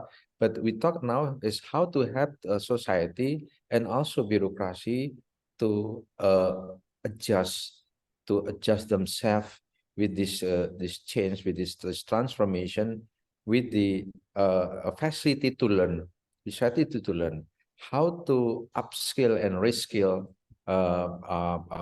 the profession has to adjust with this new role in this digital transformation. Thank you. All right, thank you, Mr. Taufik, for the additional information. And maybe I will move now to Ms. Lim. Could you please to elaborate the answer from the questions from Mr. Abdul? Thank you for the questions. I think obviously it's a very complex problem to have, and I just want to add to what already elaborated by a previous speaker. So reskilling and upskilling programs, right? I think it's very important to establish the initiative to reskill and upskill to transition worker. But I think while we don't actually, the transition is hard. That's a job loss and job gain. But in the long term, it's not true that the job loss will continue, right? what happens is that the middle skill and the rather high skill will be gone. What stay is really low skill. So basically the manual labor service, really low skill and very high skill will stay. So this is the problem. It's not like all jobs gonna be gone. So our job is right now, we have to be prepared by invest in education and training. So schooling, university, sekolah kejuruan, right, need to actually have a kind of education that actually equip the workforce of the future rather than of the past of the right. We are very slow, I think, in university to really keep up with the developments of in the job market. And the second is promote lifelong learning. So there needs to be a culture of lifelong learning within organizations and societies, encouraging individuals to continuously update their skill to be relevant in the evolving job markets. Definitely there needs to be government and industry collaboration and educational institutions to develop policies that address the impact of digital and AI on employment. Government might actually need to strengthen social safety nets to support workers during job transition, like other assistance to help individual weather economic uncertainty. And ultimately, I think ethical digital development is very important. Ethical AI development to prioritize ethical consideration to ensure that the deployment of digital technology aligns with human progress. For in Indonesia, for example, what it means, what kind of Indonesian workforce that we want to do instead of prioritizing for profit type of AI, I think. And so, and public awareness, right? Public awareness and education, that's to prepare the citizens about the impact of digital technology and AI on jobs, but also to educate the publics about the potential benefit and challenges, so the society could be resilient to changes. Thank you. All right, thank you very much, Ms. Lim. So the most important thing, according to Ms. Lim, is ethical AI development. That's the most important, and what kind of workforce we need, and public awareness about the impact of AI in seeking job. All right, and apparently we have still another questions. We still have 10 minutes to discuss. Okay. And the question from Tasya from University of Merdeka Malang. So the question is, did data governance, technology-driven policy change, and digital government transformation functioning as planned and expected by the government in its implementation for society after the pandemic? So is it goes as planned or what? Maybe I will direct this question to Professor Choi.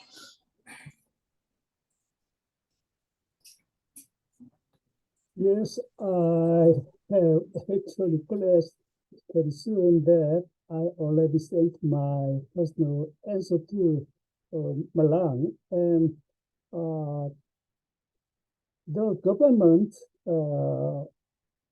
hope to go as planned and expected routes, but very soon they have some kind of dilemma that if they strict to control the digital transformation, then the business will cry against that. And some citizens also feel that they are controlled by the government. Anyway, the government must do, as I already explained in my presentation there, by constitution, the government must stand neutral and stand a very proper stance. In Korea, but the business is the very big problem. Yeah, they usually don't apply the procedures already set by rules and laws. Thank you. All right, thank you, Professor Choi, for the answer. And maybe other speaker would like to add the Yes. answer for the question. Yeah, Yes, I would please, like Mr. to Taufik. add what Professor Choi has mentioned earlier about the experience in Indonesia. That such question that posed by our colleague from Malang is we have it represent our current paradigm. A lot of part of our society that consider the policy in digital transformation is conducted in one-way direction. That's mean from government creating policy implemented to the society. No, it's not relevant anymore in a digital governance. Now we talk about the collaboration. Now we talk about the partnership, that network. We have quite a role as equal role how to improve, how to accelerate digital governance. We need a more collaboration. We talk about now the experience in how to promote the digital literacy. That it's already a 5 year or more, and we collaborate with the government and the private sector, especially the digital company, the digital corporation, and also with the university, how to promote digital literacy. And also now we talk about the partnership with the UMKM, with the a small and micro enterprise, and to prepare them in a digital commerce now. So we talk now about the collaboration, and how successful is this collaboration? Now we there's a lot of issues in a collaboration that we need more proactive from each part from any part of this collaboration. It's been that proactive behavior from university, and also from digital corporation, etc. And so far, now we work to how to improve this collaboration. Now the problem now is how to end our, especially from the bureaucracy point of view, that and now the bureaucracy tend to work sparingly, fragmented. So we adopt now one data, and also how to remove the barrier, especially mindset barrier. How to make a bureaucracy can be able to work together as a partner, as a team. This is very important, and then this is one of our priority in bureaucratic reform agenda. How to make to prepare a digital bureaucracy that this is organization bureaucracy that can work as a team with and can collaborate more effectively with our stakeholders. Thank you very much, Mr. Taufik. So government creates the regulation and then share to society. And now what we need in Indonesia is the collaboration, such as promoting the digital literacy, so society can get more information, especially about the regulation that government made. All right, and maybe Dr. Kamarul would like to answer the questions. Thank you. I think adding a little bit to what Bapak Taufik is saying. I think the big challenge is because the question was asking about the expectation, whether we have met the expectation or not, you know. We cannot run away. Like any system that we have, at the end of the day, we need to measure the success of the system. So if you look into the literature of in particular AI adoption in government service, or any other technology with government services or public sector, the challenge is still about the measurement that being used to determine the level of success of each of the technology being used, because of the objective of the technology being used for government service and technology, the objective of the technology being used for businesses are different. Government service at the end of the day is about public values. So determining how to measure the success of a system in accordance to public value is still something that being examined and being, you know, the literature, the people within the literature still trying to figure out how to create a measurement matrix of performance of the technology. So I think to answer this question, it's not straightforward. We cannot apply whatever there in the business within the government sector as what I said just now. I don't have the answer, but I think it's a progress being made at the moment. They're thinking of or working on finding a way of measuring. Thank you. Okay, thank you, Mr. Kamaro. So how to make sure that the successful of government function as planned and expected, still try to figure it out, right? And still something that's still figuring out. All right, and do we still have another questions? We still have 2 minutes left. Okay, IT team, would you please display the questions? One more questions, maybe. All right, from Budi Tumanggur from Polytechnic SDLN Jakarta. All right, and how do we supposed to do in Indonesia to optimize the using of AI and digital technology or ICT in giving the excellent service for our citizen? Meanwhile, we have some problems with the huge numbers of our civil servants who have less digital readiness and competence, especially in X and pre-baby boomers generation. And what is the fast and best strategy to increase our digital technology readiness and competence to supporting digital governance in rapid service? Well, I think this question probably directed to Mr. Taufik again, because it's in terms of Indonesian. All right, Dr. Taufik, would you like to answer again? Thank you. Can you hear my voice? Okay, it's okay. Yes.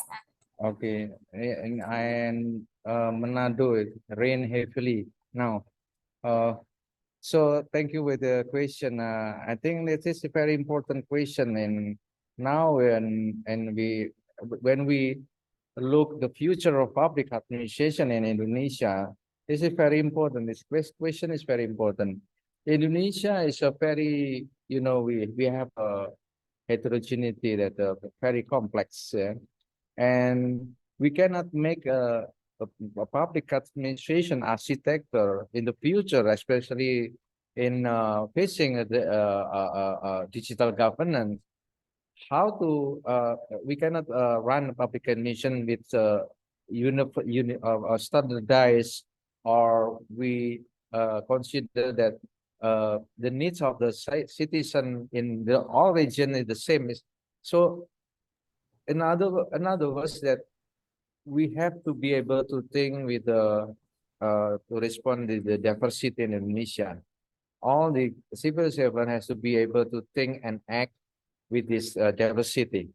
In the not only in the question of the digital transformation, but the future of public administration now has to be able to respond this diversity of the condition in a society. They need a different level or different way in delivering public service, because not all our citizen is can access the internet or has mastering digital literacy. So we have to design the public service that can respond the different needs and different condition of the society. And this is also important question, how to handle in the multi-generation in the workplace. Because it's very important when the fact that our bureaucracy is dominated by the civil servant with the age from 50 to 65. This is rather paradox, or that's creating issues when we look at our population in Indonesia, that 60% or even more, 60% now is millennial and generation Y and Z.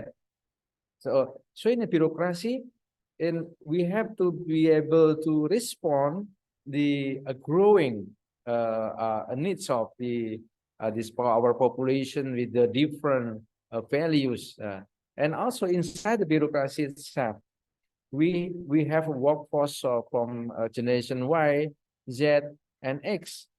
So I would emphasize that the leader in the bureaucracy has to be able to manage the intergeneration workforce inside bureaucracy, not dominate with their point of view. The leaders with the age of 50 and 60, 65. This is very important. Or else we cannot respond the needs of our society that now dominated by millennial, Y and Z.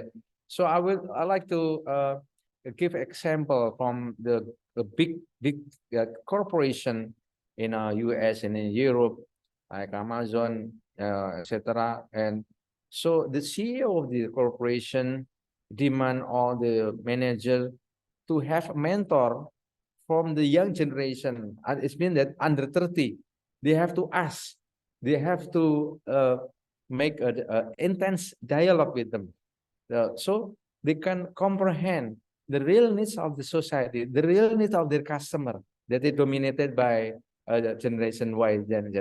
And it has to be implemented. That's principle in bureaucracy. Or else we cannot create responsive public service in the future. Thank you. Thank you for the answer, Mr. Taufik. I hope it satisfied Mr. Budi Tumanggor from Stelan Jakarta. And before we close this session, would you like to add some answers, maybe to another speaker? Marlina? Yeah, hi, Suzy here. Suzy, yes. Yeah.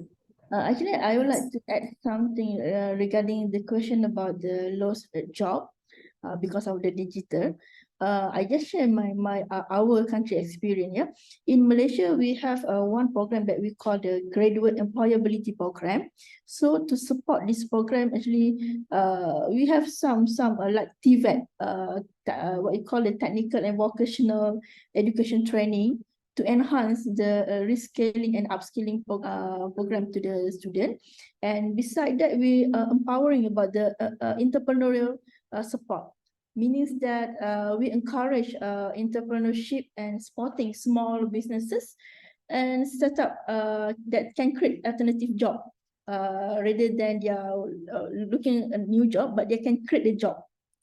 So that's just some point regarding the question before. Thank you. Okay, thank you, Ms. Suzy. Is there any other speakers who would like to add the answers? The question from Mr. Budi? I would like to add a bit on the last question. Okay. Please, I think Mr. part of my presentation, the last part is about showing how UAE eventually drive AI adoption in the government. But due to technical problem just now, I'm not able to complete my presentation. But I think the key is on the political will of the government, because in UAE, the government are very dedicated towards using technology to drive the government services. So therefore, they have a lot of initiatives, strategic planning. Even they have a lot of councils to govern and to coordinate all the movement. To some extent, they have a universities, Muhammad bin Zayed University of AI, to to drive the development of artificial intelligence, not only in business, but also in government sectors. So I think it goes to the government vision, planning, and will to make sure that the adoption is successful. Because at the end of the day, when we talk about technology adoption, it started with individual, goes to business, then the final end is on the government. So the government will govern, and also having them as part of the players in the technology adoption will make the adoption of technology within the country more successful. So that's my point on that. All right, thank you so much, Mr. Kamaru. Is there other speakers who would like to add the closing statement maybe before we close this session? Apparently, no. Okay. Well, ladies and gentlemen, now we have come to the end of this event. Me as the moderator and all the committee on duty would like to say thank you very much for joining this conference, and also special thanks to our distinguished guest speakers who already spending your precious time for joining this conference. We hope to see you again on the next conference. And so we are sorry for any mistakes during this event. And see you on the next event. And wassalamualaikum warahmatullahi wabarakatuh. God bless you, everyone. And now back to MC. Okay, thank you so much for moderator, Ms. Susi Susanti Tindawan. Okay, ladies and gentlemen, now we have reached the conclusions of our opening ceremony. Before we end this opening, we would like to present the certificate to the speakers.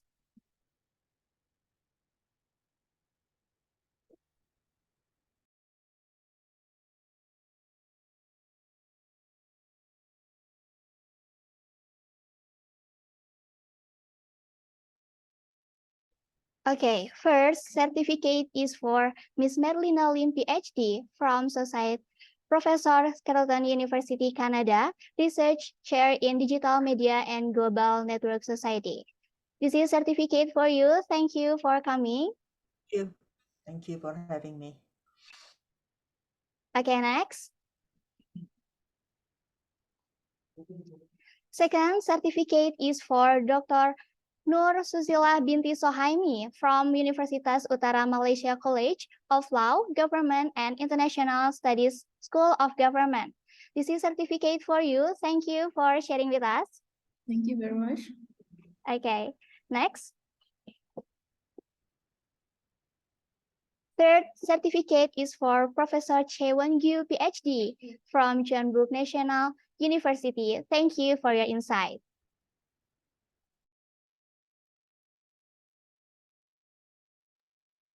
Okay, fourth certificate is for Mr. James Riwat from Kamtech Advisor and Expertise in Technology Management, Cambodia. This is certificate for you. Thank you for your insight. Okay, fifth certificate is for Associate Professor Kamaru Hashim from University of Dubai. This is certificate for you. Thank you so much. All right, thank you for sharing with us. All right, sixth certificate is for Dr. Muhammad Taufik DA, the Deputy of Policy Competency Development of State Civil Apparatus NIPA. This is certificate for you. Thank you for your insight.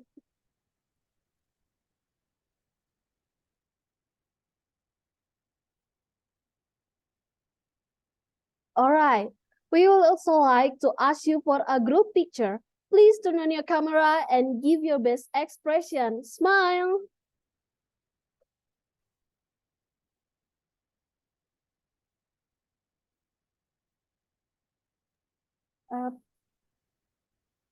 So all participants, please turn on your camera.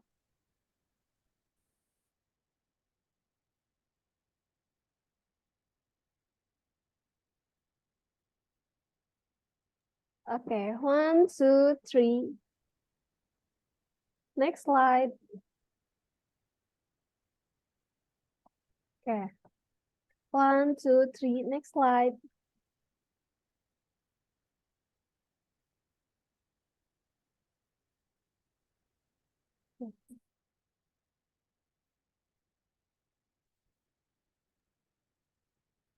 Okay, all right. There are some information for you. First, for the participation certificate, please fill the attendance form shared by the committee in the chat. Second, we have organized in 10 rooms for presentation panel that you can join. Please check the WhatsApp group of parallel presentation participants. Third, we would like to invite you to participate in the presentation panel session at 13:30 p.m. And finally, this is the end of the first session. I would like to extend our gratitude to all the speakers and participants. See you in the next session very soon. Wassalamualaikum warahmatullahi wabarakatuh.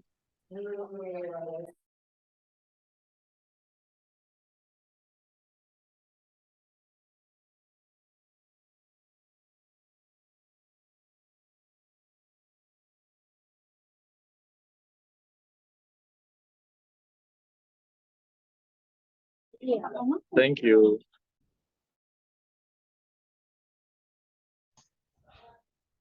Terima kasih semuanya. Thank you very much for the Thank you very participants much. Terima kasih. and all the distinguished guest speakers as well.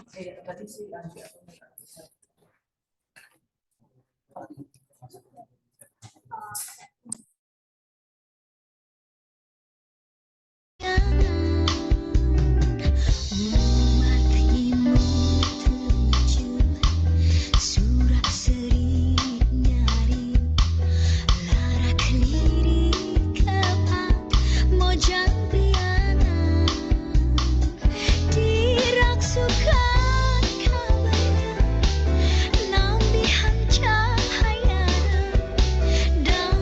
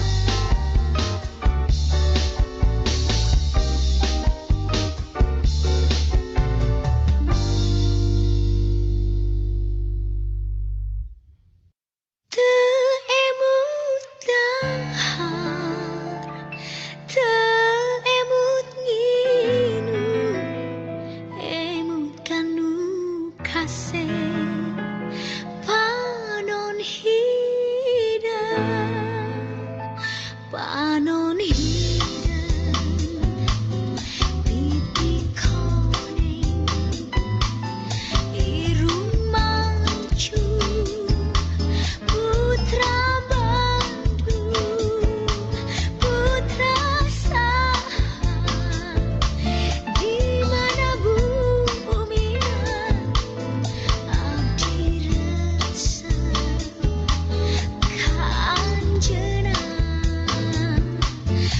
siang wengi kaimpi-impi hate abdi sararedi taemut tahan taemut ngilu emut kan kasep panon hidan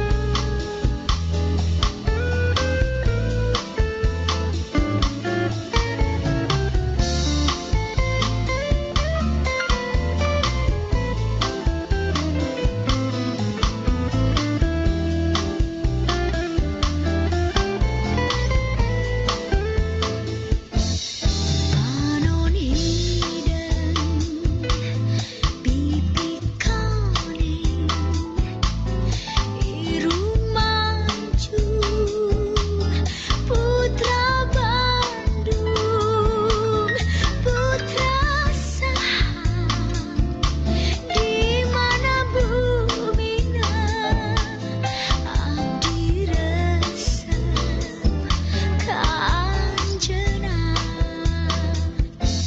siang wengi kaimpi-impi hate abdi sararedi taemut tahan taemut ngilu emut kan kasep panon hidan panon hidan panon hidan panon hidan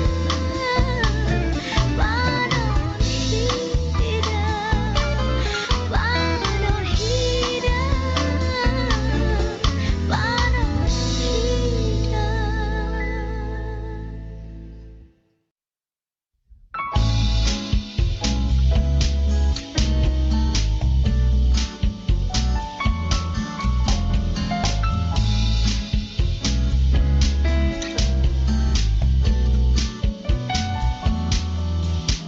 Eis ke antosan heula euleuh saha eta abdi sobat nu baheula idih-idih pari-paribasa eis geuning kulucuna idih-idih saur saha aduh kumata kayun apa megeut eta mah biasa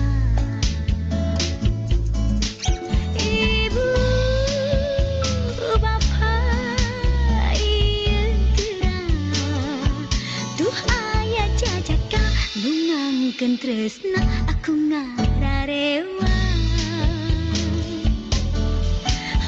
aduh ku sargong kuda nu cangkung jamina tandel kumisna sesah hilapna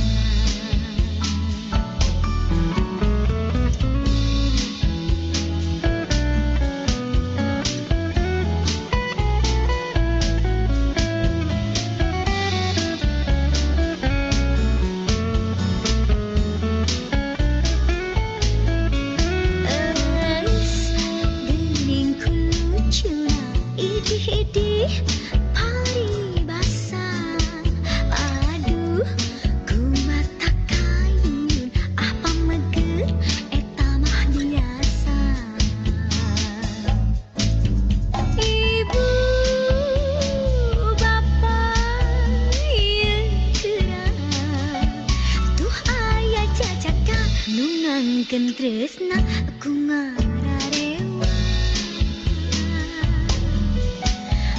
Aduh ku sargam kota nu cangkum jamina tanda kumisna sesah hilapna.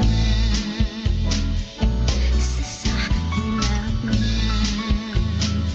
Sesah hilapna. Sesah hilapna. Sesah hilapna. Sesah hilapna. Sesah.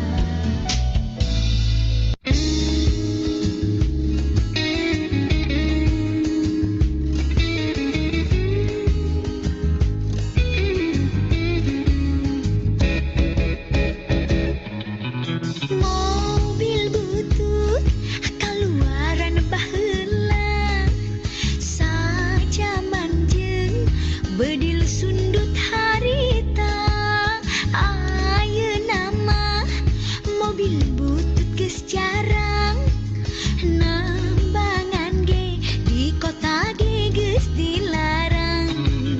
Mobil butut kaluaran baheula saja manjeung bedil sundut harita ayeuna mah mobil butut geus jarang nambangan ge di kota ge geus dilarang.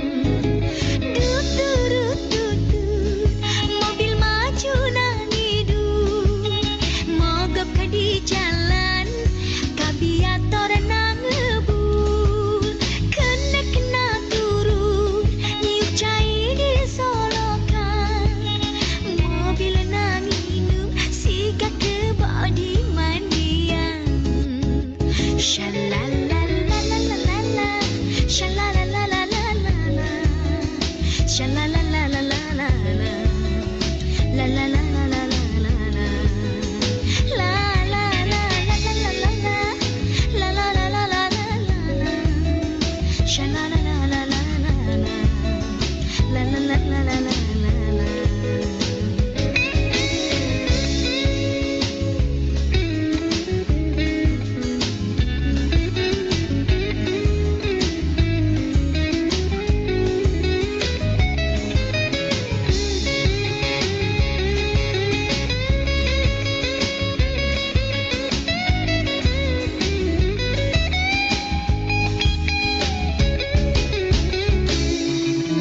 Mobil butut kaluaran baheula saja manjeun bedil sundut harita ayeuna mah mobil butut geus jarang nambangan ge di kota ge geus dilarang. Mobil butut kaluaran baheula saja manjeun bedil sundut harita ayeuna mah mobil butut geus jarang nambangan ge di kota ge geus dilarang. Dut durut tutut mobil maju nang hidup mogok di jalan kabiator nang ngebul kena kena turun niup cai di solo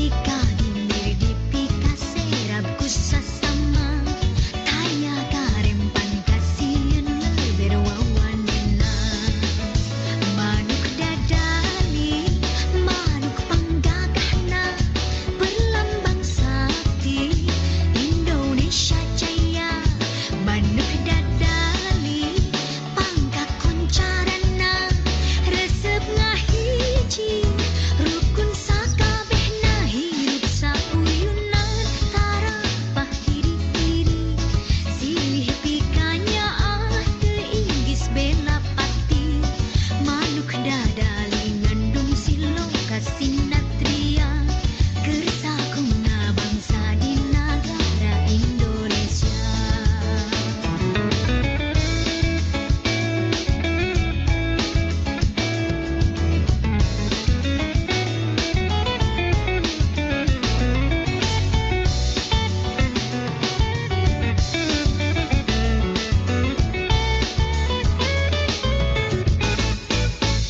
Manuk dadali, manuk panggagahna berlambang sakti Indonesia Jaya. Manuk dadali, pangka koncarana resep ngahiji rukun sakabehna hirup sauyuna tarapah diri-diri silih pikanya teinggis bela pati manuk dadali ngandung siloka sinatria kersakuna bangsa di negara Indonesia kersakuna bangsa di negara Indonesia kersakuna bangsa di negara Indonesia kersakuna bangsa di negara Indonesia.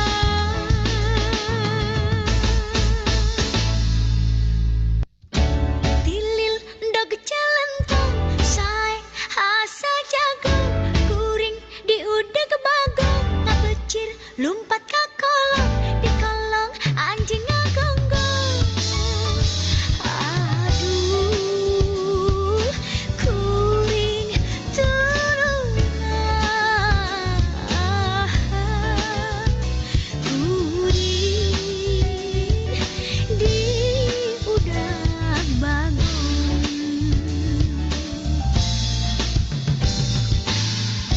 Tilil ndog celentong sae